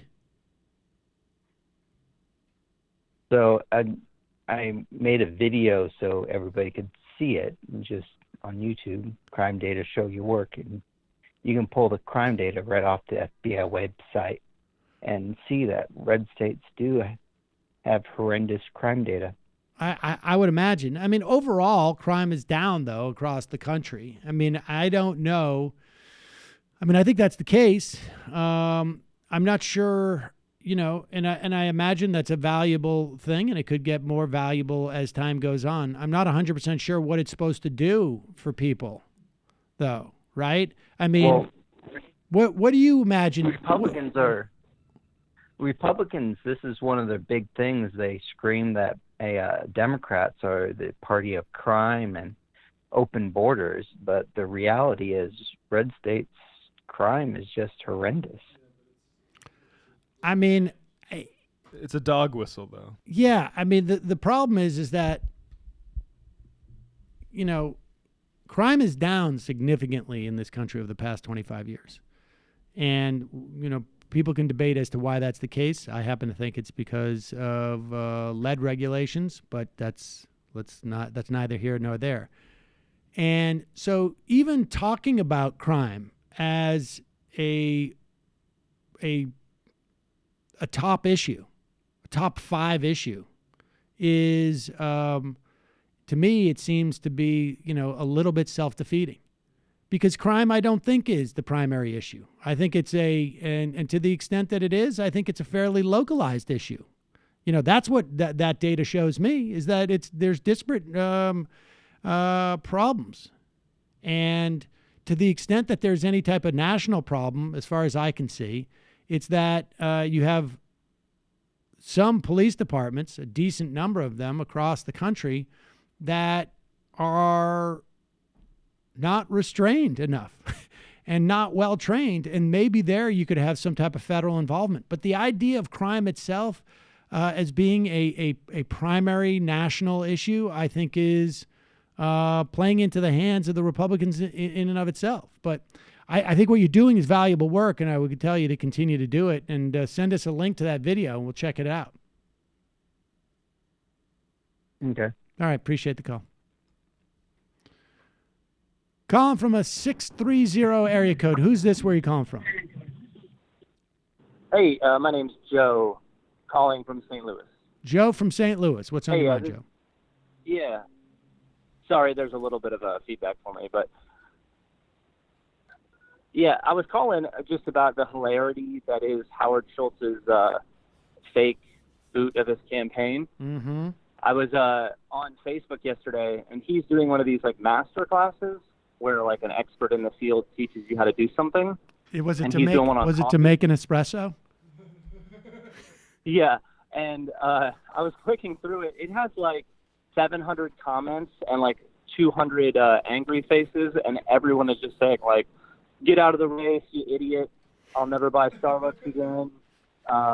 And people on the internet are just going crazy. And obviously, as a billionaire, he has no, semblance of reality. He thinks he's still likable, but I just didn't know if you guys had been seeing some of the internet response to his. I haven't seen a lot of that, but I'll tell you something. Bill Burton, I mean, this guy, this former Obama guy, I mean, it's amazing. The Obama crew, he's got 87% 1 stars on his only 15 customer reviews. 15 customer reviews on his book. I mean, I think the delta between national television exposure and success of this book, it could be the greatest in the history of publishing. Appreciate the call, Joe. Yeah. Did you see the Axelrod tweet he did? Axelrod did a tweet? Yeah. No. I just sent it to you. Never underestimate ruling class fealty. It's David Axelrod. One thing you can be sure of, the consultants who sign on with Howard Schultz campaign may help facilitate the second Trump term, but they will surely make enough to keep themselves in overpriced coffees for life. Whoa. That's the Obama team in a nutshell. Exactly. But it's funny that Axelrod's writing that about Bill Burton. Well, Axelrod's he's on the Buttigieg train. Axelrod is. He's on the what? The what now? The mayor from Indiana, the Buttigieg. Oh, he's on the Buttigieg train? I saw Axelrod mentioned in the. Does that guy have money? I don't know. They're all all the Obama people have sold out, not all of them, but of the vast majority of them have sold out in such sort of really disturbing ways. Uber and just they went on to campaign for, I can't even remember, internationally horrible people. Wait, did you say that they're working, some of them are working for Schultz? Bill Burton. Oh my God. Yep. Well, somebody just IM'd me a quote from George Orwell that feels relevant about the ruling class siding with fascism. And it says, quote, "The British ruling class were not altogether wrong in thinking that fascism was on their side. It is a fact that any rich man, unless he is a Jew, has less to fear from fascism than from either communism or democratic socialism. One ought never to forget this, for nearly the whole of German and Italian propaganda is designed to cover it up. The natural instinct of men like Simon, Hoare, Chamberlain, etc., was to come to an agreement with Hitler." That sounds right to me. Yep. The ruling class, a large portion of it is going to break for the right. I have no doubt. But, I mean, there's just, in terms of votes, there's just not that many of them.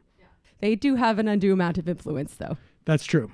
Tetra Kitties. Congrats on the merging of the year with your episode numbers. I can appreciate your excitement about that. I was born in 1980, and ever since the year 2000, my age is equal to the sum of the first two and last two digits of the current year. I.e., in 2019, I will be 39. 20 plus 19. That is super exciting. Nuclear Negroid.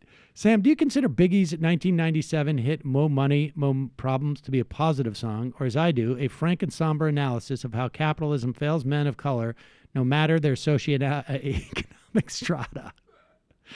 I'm not going to lie. I did have to read the lyrics of Juicy to make an assessment, and in my own defense, I never was a big listener of lyrics. I don't have an appreciation for anything that is even remotely poetic. I just don't.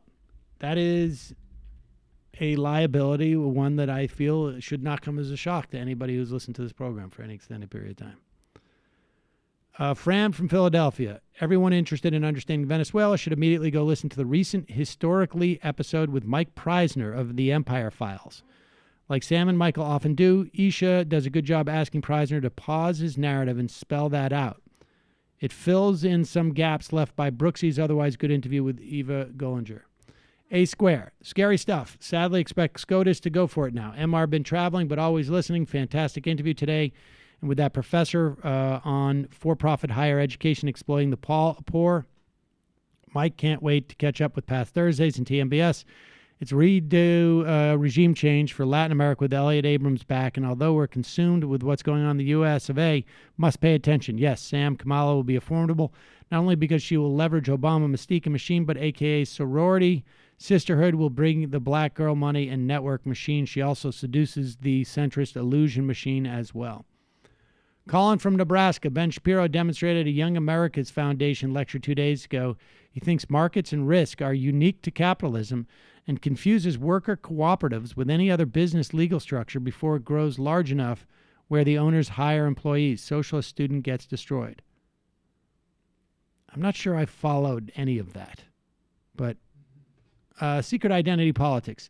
Newsflash, it appears that Sam Harris has changed the logo and name of his podcast from Waking Up to Making Sense.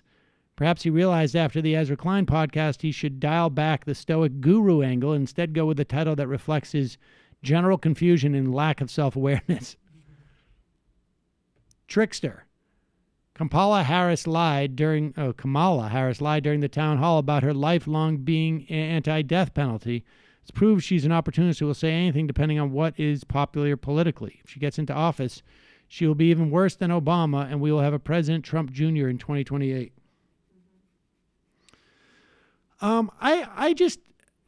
I think people have to be sort of careful of making, those type of claims. Like if she's that opportunist and, the tides are moving a certain way, then she will ride those tides. And she will, opportunistic politicians like this ride the back edge of those tides always. But they still ride the tide. I don't know that Barack Obama came in thinking that he was going to be able to that marriage equality would happen. I don't think he did. Sometimes they just got to go with the flow. Well, sometimes it's not a matter of losing your way or being disingenuous, but like just not having the will to follow through and stand up against the powerful forces that are trying to get you not to do it. I totally agree. I'm not making a case for Kamala Harris. You're not getting an argument for me on that. I'm just analyzing where we are right now. It's really too early to know if that's going to happen, but it's certainly a possibility. Indeed. Calling from an 847 area code. Who's this? Where are you calling from? Hey, it's Josh from Chicago. Hello, Josh from Chicago. I'm not calling in to defend a deep dish pizza today. Don't worry. All right. I'm glad to hear I'll do that that. another time. It speaks for itself. I wanted to actually add in about the Kamala Harris and also these sort of centrist candidates and what I've noticed about them and how they have sort of adopted these sort of progressive things. Right. And where I think Bernie's lane is.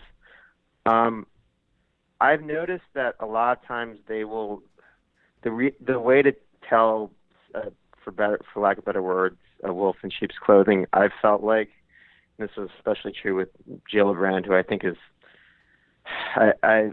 she's basically kind of just a hack. I think right now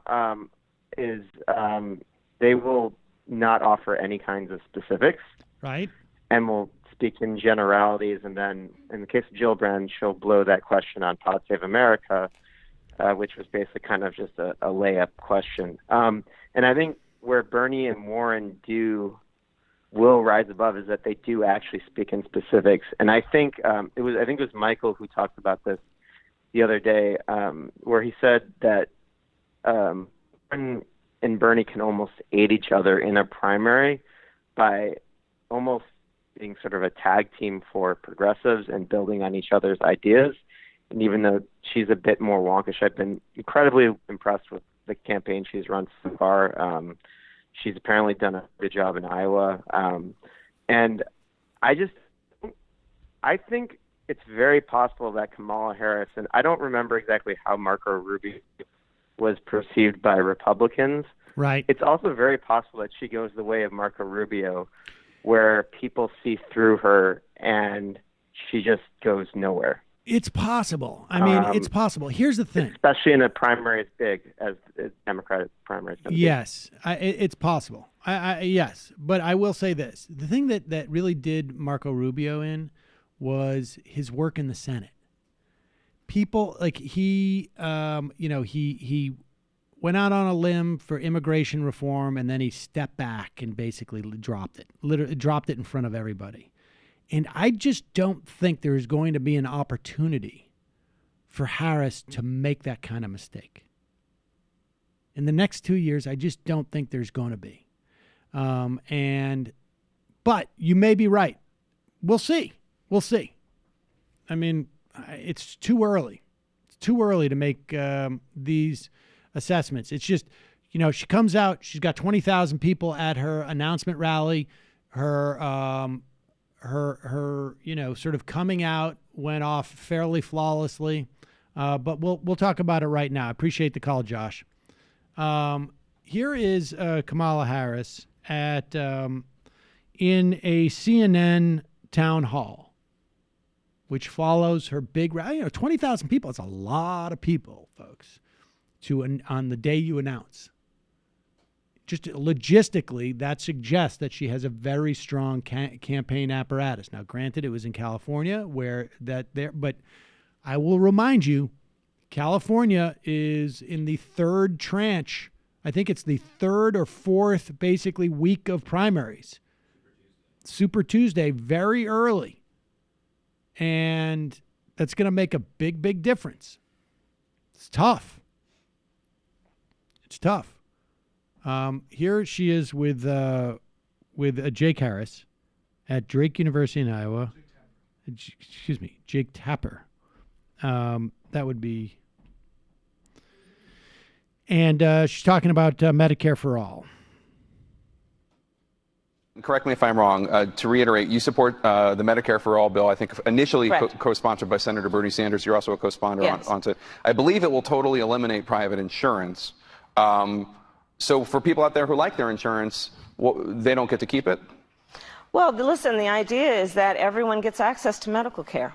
And you don't have to go through the process of going through an insurance company, having them give you approval, going through the paperwork, all of the delay that may require. Who of us has not had that situation where you got to wait for approval and the doctor says, well, I don't know if your insurance company is going to cover this?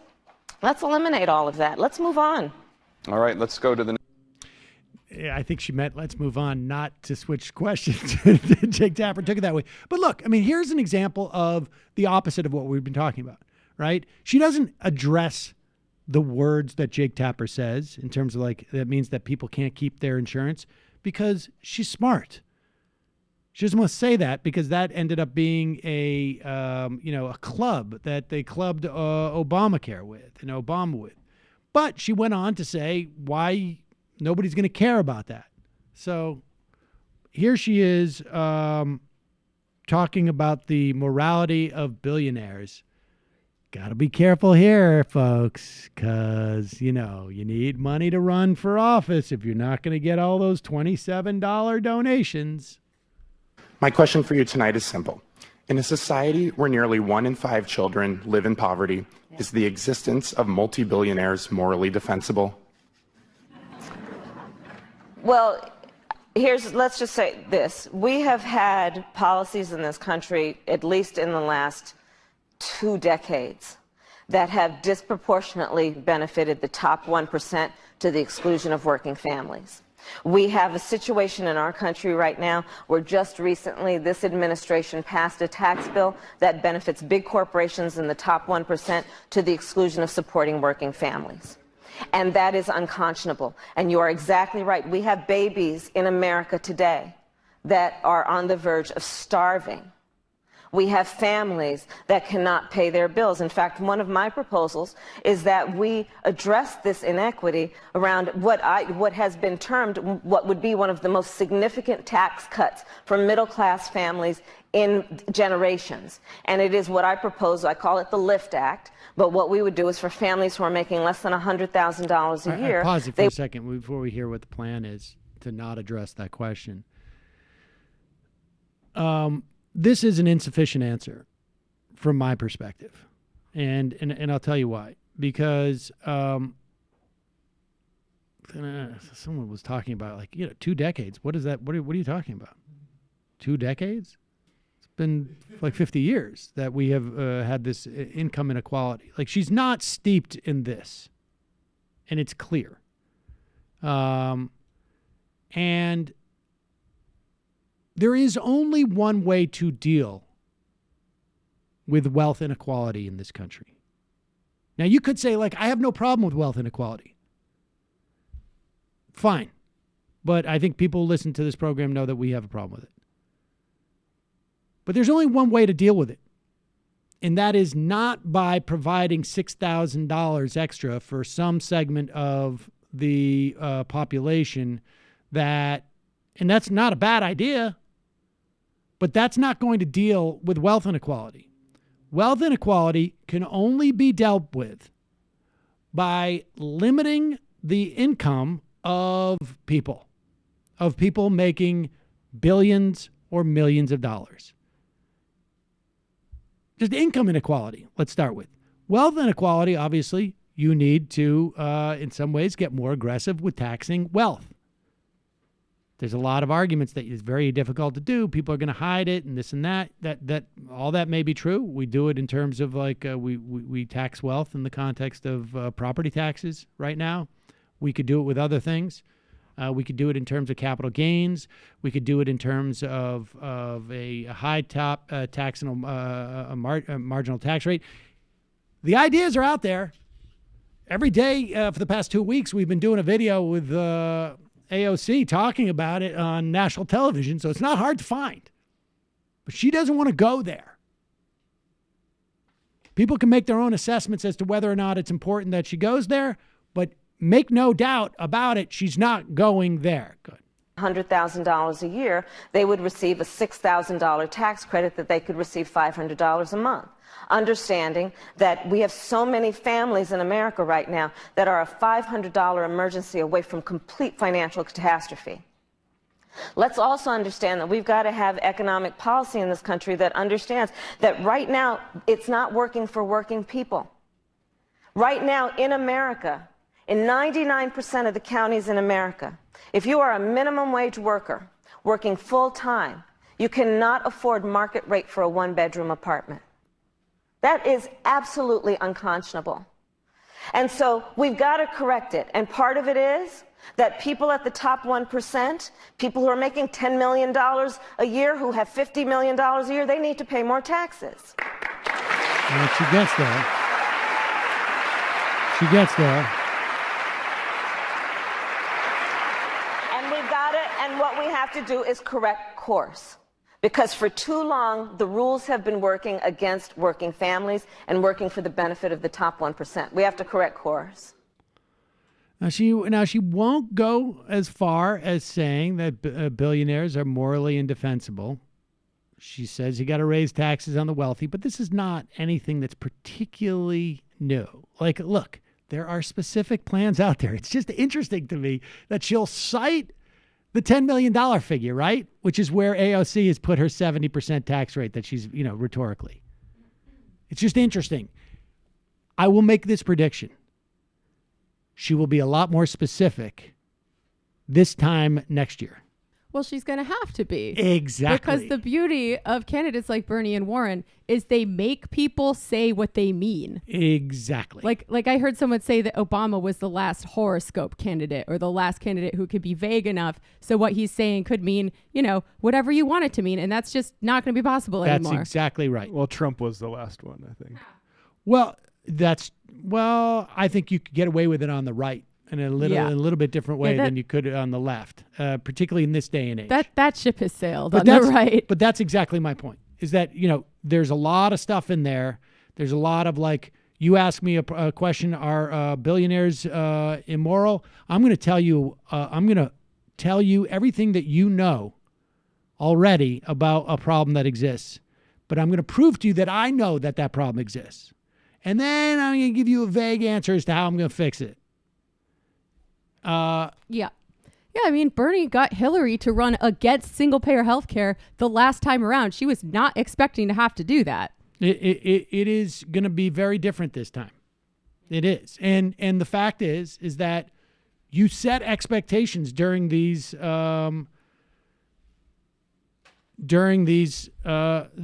campaigns. And it's a lot harder than it used to be to set these expectations and not meet these promises. I mean, promises usually get met. There's not a lot that Obama promised that he didn't deliver on. It's just that people didn't listen too carefully to the promises.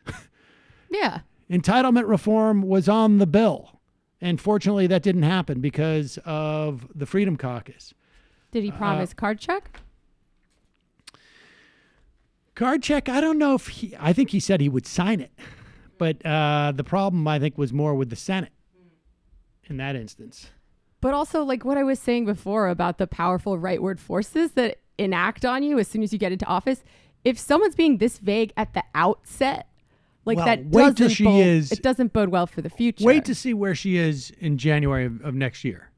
I mean, it's understandable why on day one you're not going to have the same specifics, because frankly, that was also my point in terms of her brand.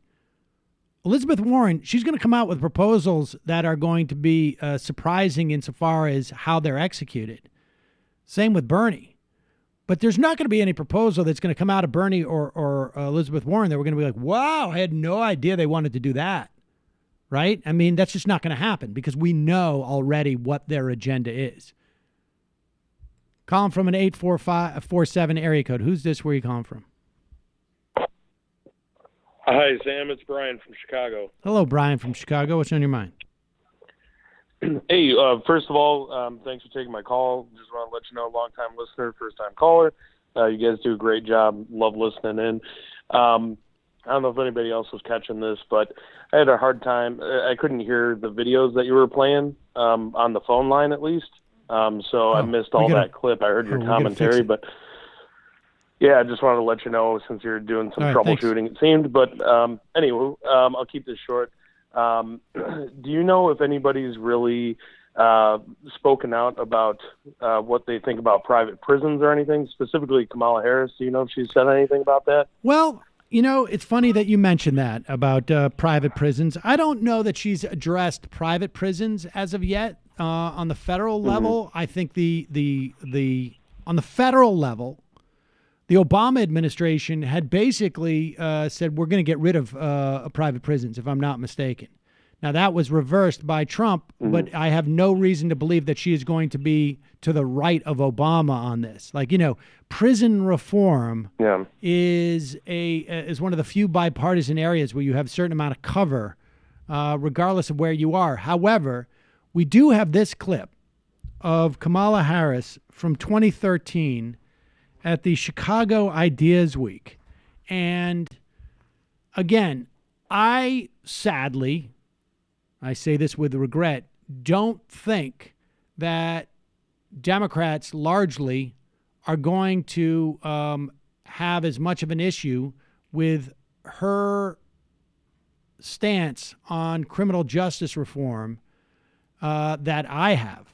But at the very least, it should be out there. Here she is at the Chicago Ideas thing, and you can, and we're going to make it so that you can hear this. You tell me how you would characterize her perspective on the idea of criminal justice reform 6 years ago. I have friends like Eva Patterson. Okay, so I say with all love and warmth that part of the concern also for people who are progressive thinking and liberal-minded, or just progressive thinking in terms of just fix it, is that we all have these posters in our closet that is attached to a stick that we sometimes will cart out when we're talking about criminal justice policy and those statistics that you first heard when we opened it up, incarceration. And we run around with these signs, build more schools, less jails. Build more schools, less jails. And we walk around everywhere, build more schools, we protest, build more schools, less jails. Put money into education, not prisons. There's a fundamental problem with that approach, in my opinion. And it's this. I agree with that conceptually, but you have not addressed the reason I have 3 padlocks on my front door. So part of the discussion about reform of criminal justice policy has to be an acknowledgement that crime does occur, and especially when it is violent crime and serious crime, well, there should be a broad consensus that there should be serious and severe and swift consequence. Okay, so, I mean, now this is a little bit hard to sort of grasp what she's saying here. She says that when you talk about putting more money into education versus prisons, you cannot ignore this fundamental truth that why there are 3 padlocks on my front door. So it's unclear to me if she's saying there, you can't ignore the fact that people are afraid of crime, if that's just a political situation. And then she goes on to say, you got to acknowledge that crime exists. Now, I don't think that people who are saying put less funding for prisons, more funding for education, are saying that crime doesn't exist. I think what they're saying is, hey, we're putting a lot of people in prison for illegitimate reasons. Not we shouldn't. And I know there's some people who say abolish prisons. We've interviewed them on this show, but that's not what I'm talking about here. I'm talking about sort of what is considered sort of mainstream normie politics at this point.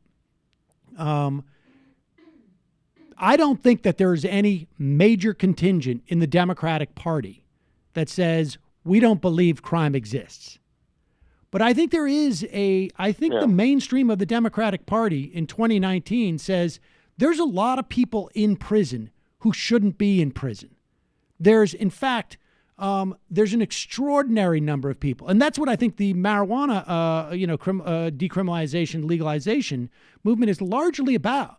That there's a whole like hundreds of thousands of people in our prisons for drug offenses and for small time offenses that perhaps not only should they not be in prison, but to the extent that anything that they did that we have a real problem with as a society could be fixed by more opportunities for people that come from some basic services, maybe not just education, maybe sort of anti-poverty things and a whole host of other initiatives. But to set up this dichotomy is highly problematic. To straw man and say, and maybe it was different in 2013, but that's not that long ago, to say that there's a vast majority of Democrats or people who are saying that we want more money for education. They're saying that there's no such thing as real crime, that we're not acknowledging that crime is real, that violent crime is real. That to me sounds like a very, very strange formulation that is problematic. Now, she hasn't had a chance to address this in 2019. She may come back and say, I've rethought my perspective on this stuff. And, she should obviously have that opportunity and people should be asking her that. But this is, right now, what I feel like the thing to do for people is a long list of questions for all the candidates, not just Kamala Harris, not just Bernie Sanders, but Elizabeth Warren and Pete Buttigieg and anybody else who's declared. It's time to start coming up with questions that people should be asked. Yeah, she argued against releasing nonviolent offenders because they were a valuable source of labor in prison. I want to see that. Well, and also, and I don't know what that part was, Jamie. I mean, I wouldn't be surprised, but the lawyers under her direction did when she was AG. Oh, okay. Yeah, I mean, I don't know if you guys have a clip of that. I'd love to hear it. But I think one of the main things that's kind of keeping the marijuana legalization held back so much is just the seizures that they get from it. Local police departments and everything, they can seize your car, your house, whatever is supposedly connected to that drug trafficking, in their opinion. And that's a big fund source for them. So I think that's one of the things. But, that creates pressure, but that's going to go by the wayside. That. I mean, it's not going to happen tomorrow, but largely across the country, that's done. It is done. The fight about marijuana legalization is all but over. A dinosaur wags its tail 20 minutes after its head's been lopped off, or so I'm told. And that's what we're seeing now. I mean, the head has been more or less severed. The cat's out of the bag. It's just a matter of time now. But appreciate the call.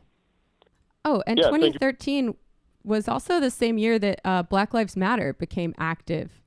I'm pretty sure. So it just shows. There's some questions. It shows like two very different approaches to criminal justice in America, and it's a time when a whole lot of people, especially young people, especially young Black people, were saying, this isn't working for us. Social 760. Do you think Howard Schultz would hurt Trump in the general election more so than it would hurt the Democratic nominee? Keep up the great work. Left is best. I think it's not. It depends on who the nominees are. It depends who the Democratic nominee is, frankly. JJ Cool. I've heard plenty of complaints about Hillary Clinton possibly running again, but I have two thoughts people are overlooking. One, third time is the charm. Two, there are some aggressive leftists who build their career yelling about her. Think of the possibilities, guys. I don't think that's going to happen. As one Tomcat. of those young, aggressive leftists, I will say enough is enough. Hi, guys. Good to be watching you again. Earlier this week, some fashion YouTuber visited Birmingham in the UK for a literally 30-second appearance at some shop, and his fans brought the city to a standstill. The Guardian then published a frankly patronizing op-ed calling for an end to performative ignorance of YouTube culture in the UK, and it got ratioed on Facebook. Obviously, I'm happy about MR and company's popularity on YouTube, but what's your opinion on the relative importance of such culture in a world where fascism is on the rise and the oceans are boiling up? Cheers. I mean, I'll check it out, but just off the top of my head, yes, YouTube culture is a problem. But, you know, look, the celebrity culture is probably the least problematic because that's been there, that's just a question of medium. The difference with, the real problem, I think, on YouTube is more like the political culture on YouTube. Yeah, that is absolutely super toxic and has skewed incentives. For people who want to get famous, there's been people in those, God bless, democratize it. Now you don't need big corporations telling you that you can get famous. You can go on famous by, I don't know, taking a hammer and smacking your hand and doing a series of videos like that. But the real problem is stuff like this, like that we're doing in our space, I think is more problematic, frankly. The Chris LaPlaco. Great news. Sebastian Gorka has his own call-in radio show called America First. It's on after Majority Report. The number is 833-33-GORKA. I got through yesterday and told him he was a Nazi, a fake doctor, and his dissertation was a joke. Send us time codes, folks. Look, listen. Yes, send us time codes. Hold on. I'm going to do a public service here. Wait a second. What the heck was the name of that? I gave this number to Ronald Reagan. I got to find it. There is I'll tell you, this is a trade secret of mine. So I don't know if people have ever seen the time where I started to. There was a guy who was harassing Janine, a radio talk show host, who was going to go up to protest Janine's performance up in Boston. This was about 10 years ago. And local Boston guy who the Ken and Ken show is based on, actually, in many respects. And I called him, and he had no screener. Very much like what we do. No screener. And I got on the air, and I sort of mocked him with a Massachusetts accent, and then he hung up on me, and then I called back, and I got right through. And I called back, and I got right through. And I called back, and I got right through. Now, how is it that I could do that when they could see my number? Well, there is a service where you can spoof your caller IDs. And it is a great thing to do if you're going to call into a talk radio show. You can do different area codes. You can go all over the place. It's fantastic. I hope old man racist isn't listening right now. No, I hope he is. I don't care. Intellus, I think it's called. I'm trying to think of what the name of it is. No, it's something to tell us. I'll find out what the name of it, and I'll tell people about it. Calling from a 954 area code. Who's this? Where are you calling from?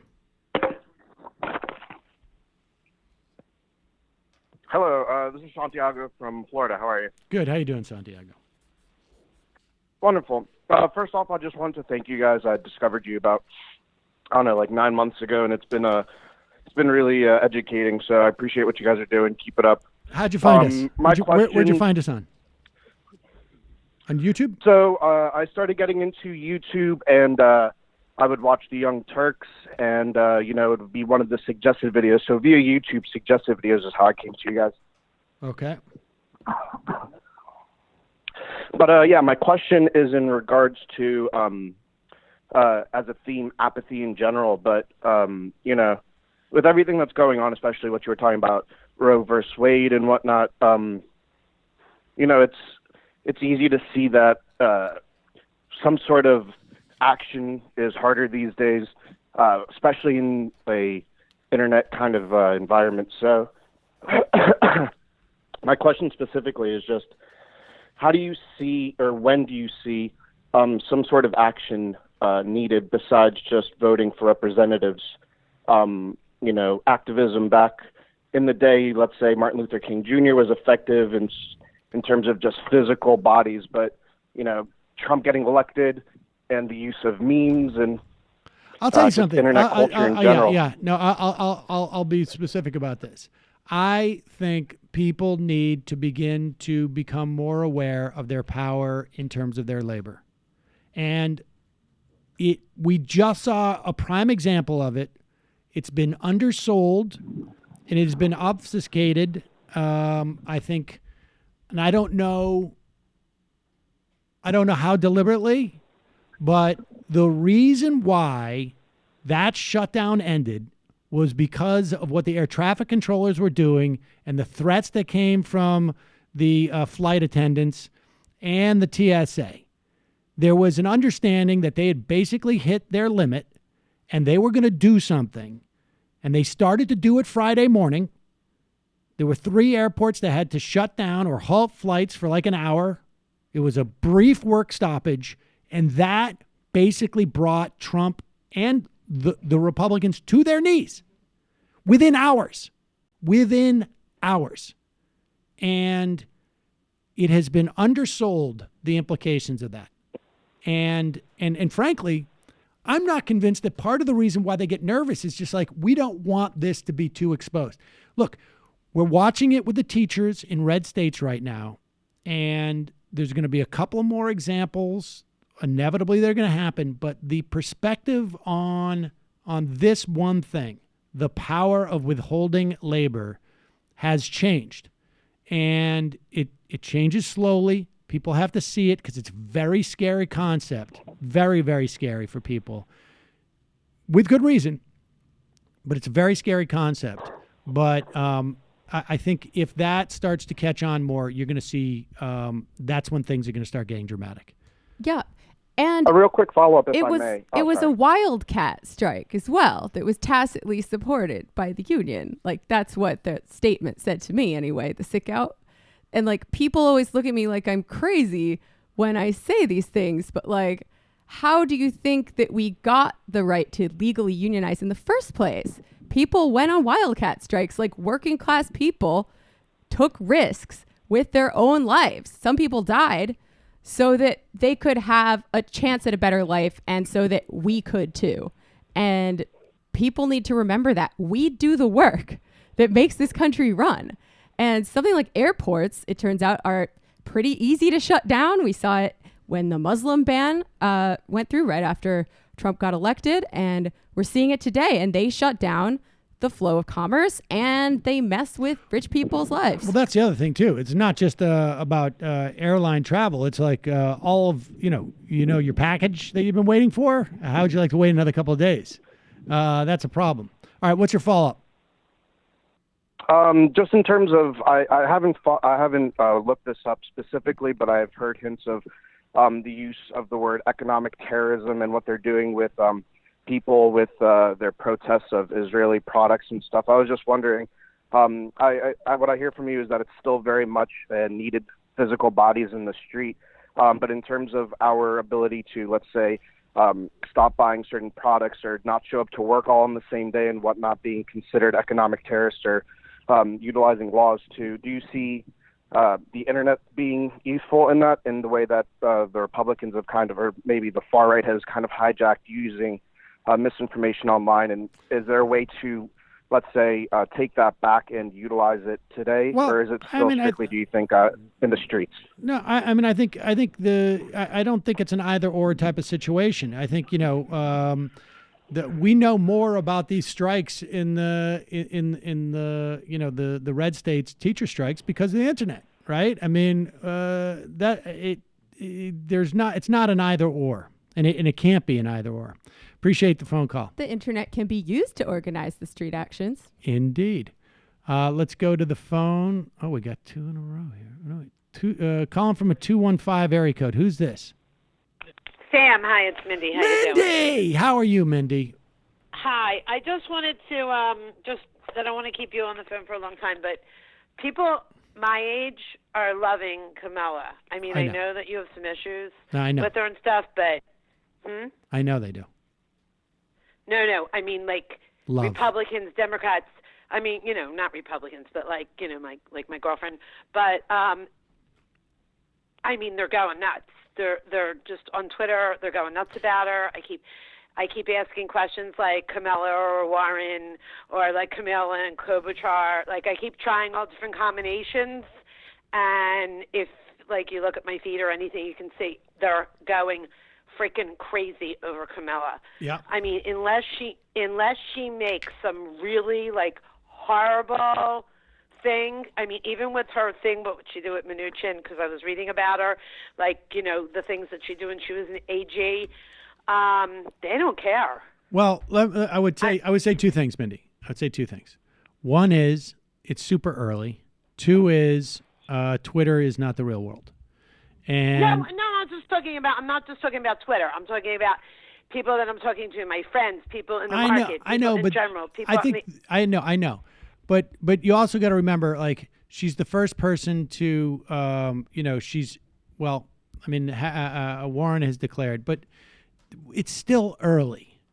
And what do you think? Right, I know it's still early, but what about it? Do you think there'll be any combinations like Kamala and Klobuchar, or like Warren and Klobuchar, or like Kamala and Warren, or like? Do you think it would be hard to imagine that with 15 people running, and the nature of the people running, that we will not see? It's conceivable to me that we'll see a vice president outside of the people that are running, but I would not be surprised to see a vice president come from who's running here. You got a lot of people who are young, right? Right. And there's definitely like different lanes of the party that and I think less and less does geography mean as much as sort of like demographics and psychographics. So I wouldn't be surprised. I don't think people are going to run as a ticket until the convention, but I wouldn't be surprised. Because there's some that I really like. Like, I mean, I love the Castro guy. I mean, I don't know. No, well, no, I'm just saying. But, like, I mean, there's certain people that are out already. Like, nobody's talking about Gillibrand. Nobody's talking about Tulsi Gabbard in a positive way. Everybody's, like, all my friends just seem to love her. But I don't know. I think that Warren and Bernie are pushing everybody so much to the left that they're all going to have the same exact policy.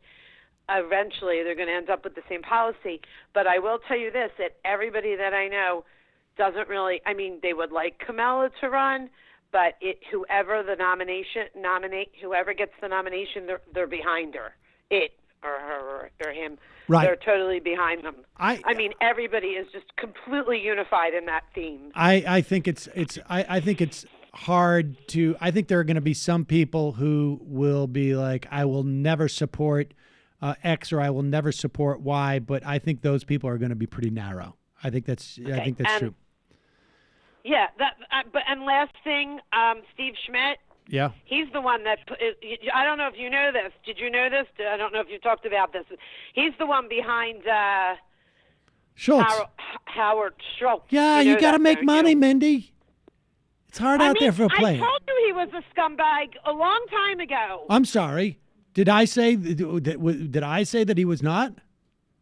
No, but I still keep asking you the same theme. These people are like, I love Steve Schmidt. He's so amazing because he's a patriot. He's not a goddamn patriot. He looks good in a nice blue suit, and he just wants money. And people are not seeing that. Well, that they're, I'm waiting for, and, the other one, the darling, is they love Nicole Wallace. I'm waiting for Nicole Wallace to do, like, a big flip. Well, she's got her TV show, so I don't think she's going to have to do that. But appreciate no, you it. don't. Going forward, what? I have a question for you. Because I know you consider yourself, you're a progressive, right? You're a lifelong Democrat. No? Oh, God. Yeah, absolutely. Okay. So what is it about these centrist candidates that would make your Republican friend feel comfortable voting for them? Trump. What is it about them, though? Well, No, Trump. It's Trump. I mean, like, okay, so I'll just give an incident with my girlfriend. Like, if Marco Rubio won, she would stay a Republican. But because he's so offensive and they're so snooty, they can't deal with the offensiveness of him. And the babies in the cages thing, I think, knocked them over the edge. Everybody went nuts with the babies in the cages. That's what I think. I think it was Trump. So if people are going to vote against Trump no matter what, wouldn't it be better to listen to the progressives in the party than the people who used to be Republicans and want less progressive policies, especially on economics? Well, in reference to my one girlfriend that I'm going to talk about, just using her as an example, she's not all for this. Like, even though her husband's a doctor and he loves his Medicaid or Medicare patients the best, she said that they have the best insurance and he loves the Medicaid, part of the senior citizens. Medicare. They're not like 100% loving the fact that their money is going to go to pay for college for kids that are, poor. They don't love that idea. They don't love the progressive ideas. Now, you have to remember, they're, in the tax bracket where they get really good benefits from being a Republican. So and they're also scared of they're really scared of the whole progressive agenda. They don't understand it, and you can't even get them to watch CNN half the time, let alone have a progressive attitude about things. They live in a little bubble, like Howard Schultz.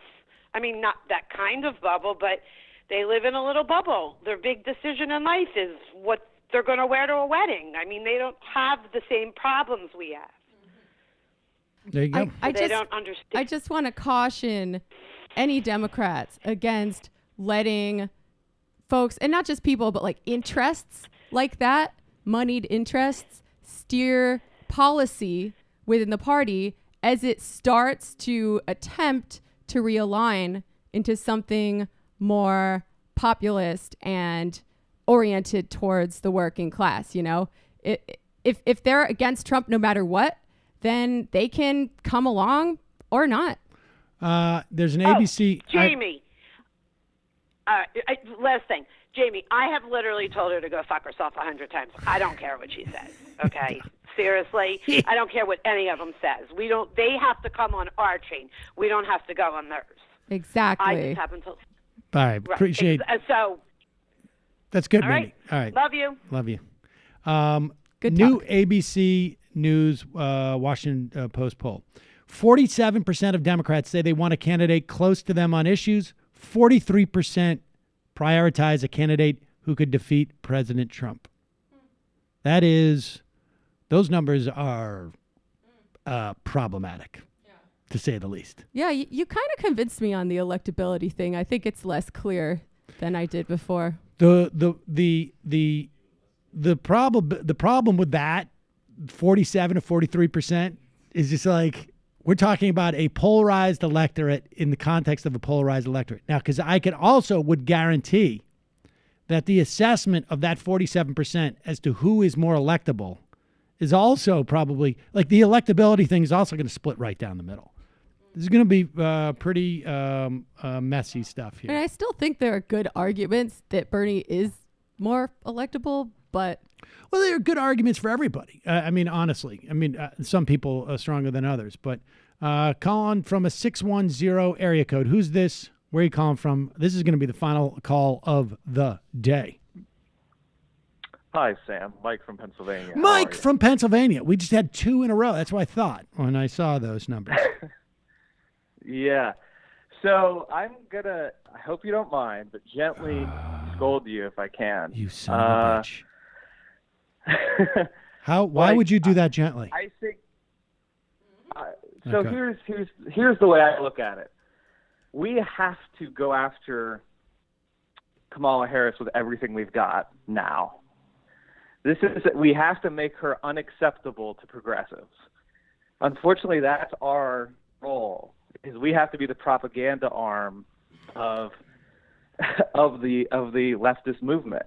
If we sit back and allow the centrists to attack Warren and Bernie as unelectable and make no objection in kind to Kamala Harris, those people who prioritize beating Trump, which is a totally rational thing to do, by the way, will say, well, I like Bernie and Warren's ideas, but they're just not electable. Nobody's attacking Kamala Harris. Nobody seems to have a problem with her. We have to, I've been biting my tongue, and I've been trying not to get into All right, wait a second. Twitter fights on Kamala Harris. I hear what you're saying. She's bad, dude. I hear what you're saying. No. Listen, she's not my preferred candidate. But do you think that you can make a legitimate argument that she's unelectable?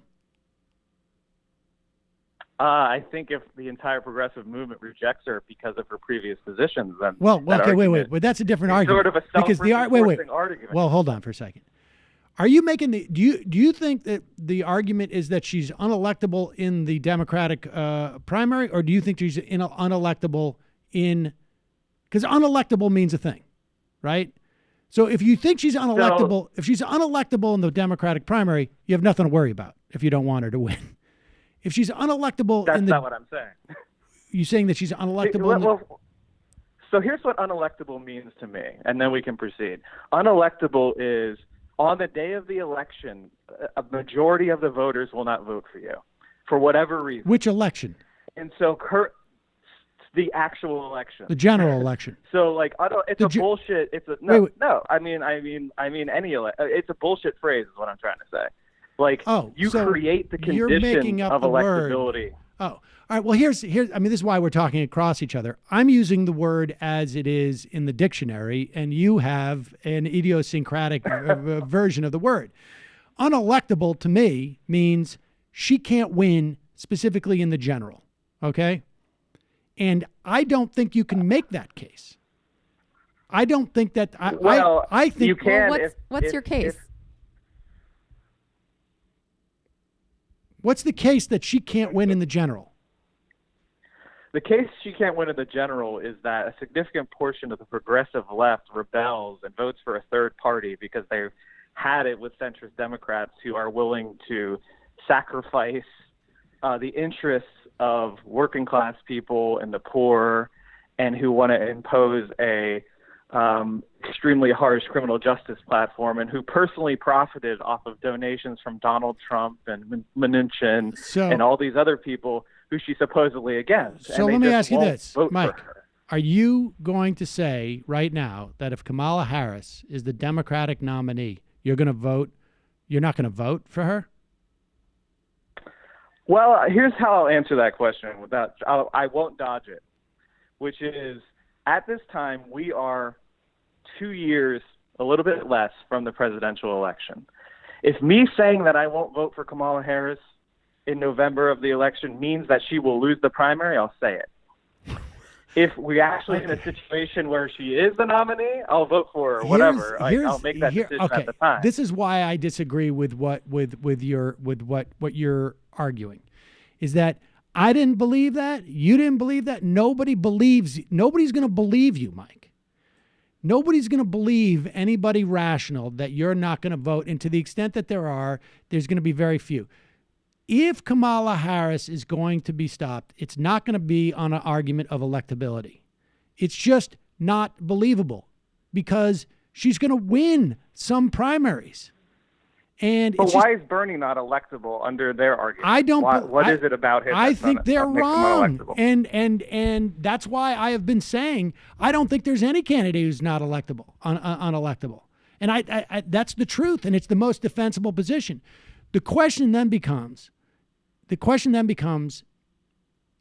will Bernie's positions or Warren's positions or whoever it is positions be more, rise to the level? So the first thing that, from my perspective, what must be done is to neutralize those 43% who prioritize a candidate who could defeat President Trump, because every one of these candidates can beat President Trump. Well, they're going to make you can say that they're wrong about the electability argument, But it's their disingenuous way of attacking Bernie without attacking the policies that are popular. That's fine. So, like, but I'm going to have that argument. I'm going to because I'm going to win that argument. I'm going to win that argument. Well, because the are you, data. though? I mean, yes, it seems because the data like the is idea there. just has to be out there.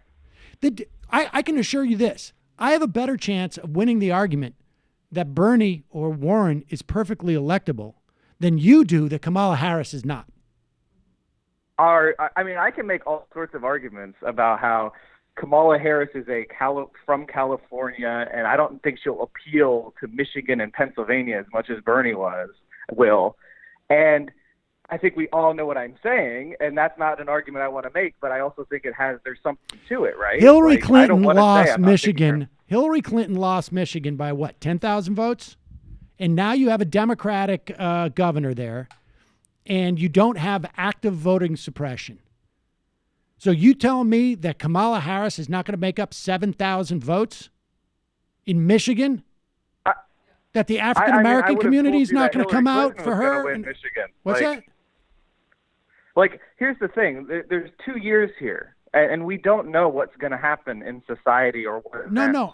Listen. You're disengaging from the argument. We're doing a test argument here, Mike, and people are going to decide what's more compelling. My argument that she can win, or yours that she can't. And I'm telling you, you're never going to win the argument that she's not electable. Yeah, I agree. I've actually come around to Sam's position. Do you think Kamala Harris is going to take Georgia? Because I think she could. I'll make the argument. I think that there's been a transformation in the consciousness of a large section of this country, where people are no longer willing to make the ideological compromises that you seem to think that they're willing to make. That they were willing to make. She's for Medicare for all. Is she though? Well, is she? Wait. So you're not arguing about her positions now. You're just arguing whether we can trust her. Where's the evidence that she's not against it? She signed on to Bernie's thing on day one. All right. So this is the sophisticated argument that we have to do in order to get our platform actually accomplished in the real world. Is she can say she's for it, but she's totally disingenuous, sort of like Obama was disingenuous when he told the AFL-CIO that we have to move to single payer. He didn't do it. He didn't pursue it. He's. Wait a second. You can't just look at what a candidate says. Wait a second. Obama and Edwards and Clinton all were publicly for essentially the same plan. The only thing that he didn't get was the public option. All right. I mean, well, look, he's been surfing. He surfed the wave right because that's the way he. That's what he was. I know, like, but he originally came out. Mike, we're arguing. You need to argue to me that Kamala Harris is unelectable. And your argument is that with no evidence, just your hunch that she's disingenuous. I happen to agree, but remember, we're taking positions here, right? We're doing moot court. Your argument to first of all, I didn't call in to say she's unelectable. I have to say, I called in to say we have to make her unelectable by saying that's the different. Progressive left will not support her. There's a better way. We will not support her. There's a better way of making this argument. All right, it's that we shouldn't elect her. It's what you're talking about is like a bank shot 3 times over. If the easy argument to win is that Donald Trump, who has the lowest favorability ratings, who won in the flukiest of flukiest ways last time, okay? If people want to say that it was Russia, fine. They can say there's 12 other reasons why he got 70,000 more votes. He didn't run a field program in Pennsylvania, Michigan, or Wisconsin? Exactly, which no Democratic candidate is going to make that mistake again, right? I mean, there's 100 reasons why Hillary Clinton lost. There were 30 years of literally a cottage industry that operated and made money off of making her look bad. None of the other Democratic candidates have that liability.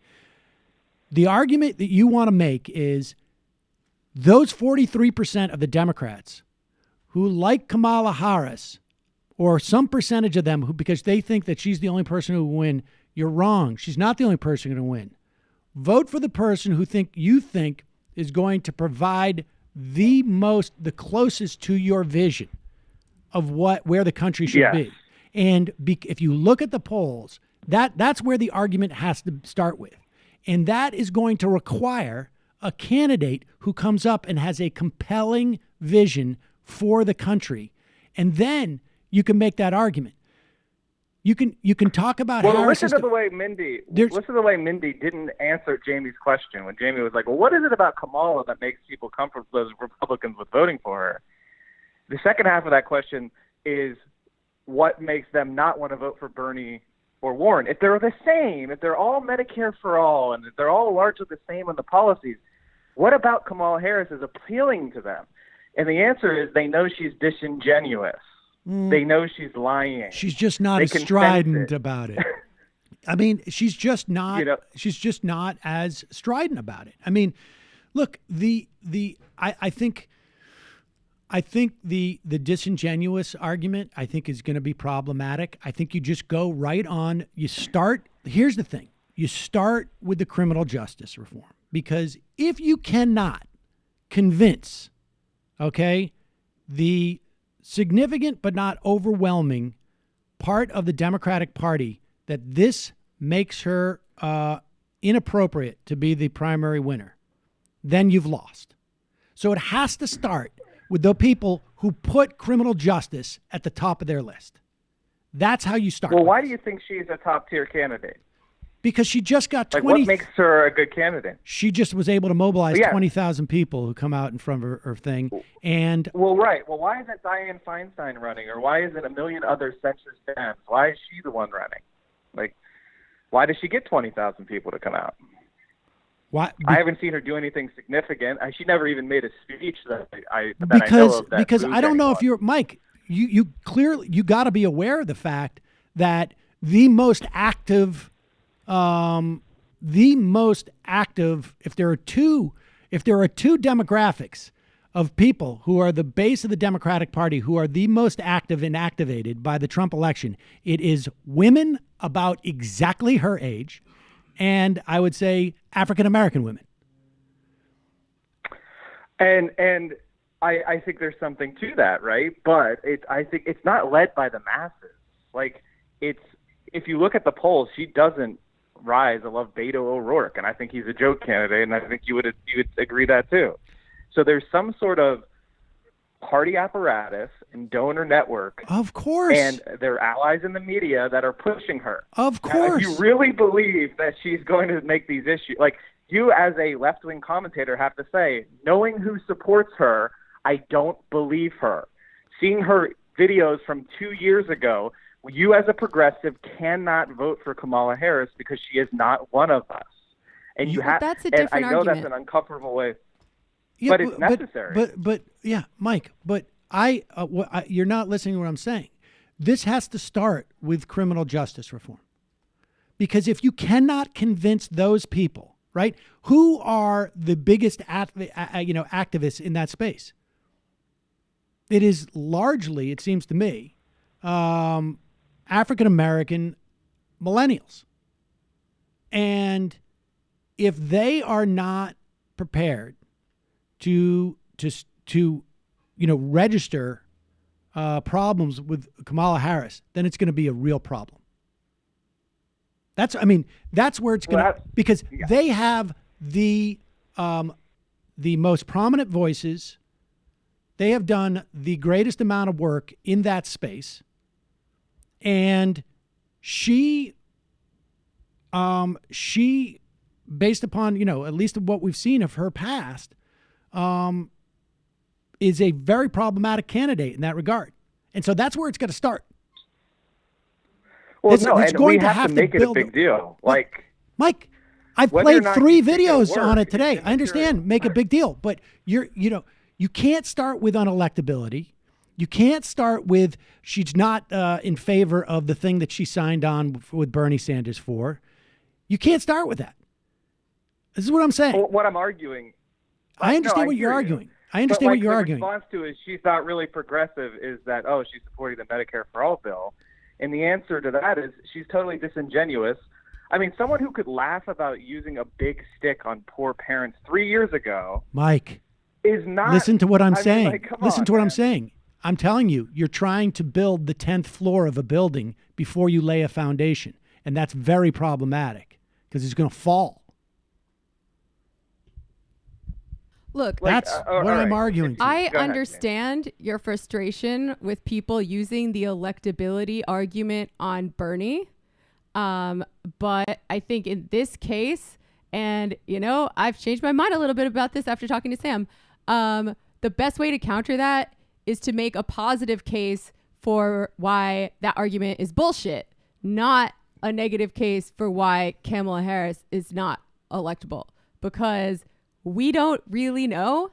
And if it's not Kamala Harris, if somehow we were to knock out Kamala Harris, there would be a different establishment candidate. Right. And there are, like it or not, they do have a constituency of their own. They've got the pink pussy hat ladies, and they've got people who are like moderate Republicans who don't like Trump. Bernie Sanders, on the other hand, would have he's probably going to get endorsed by the DSA. That's 50,000 people right there who would come out to volunteer for him.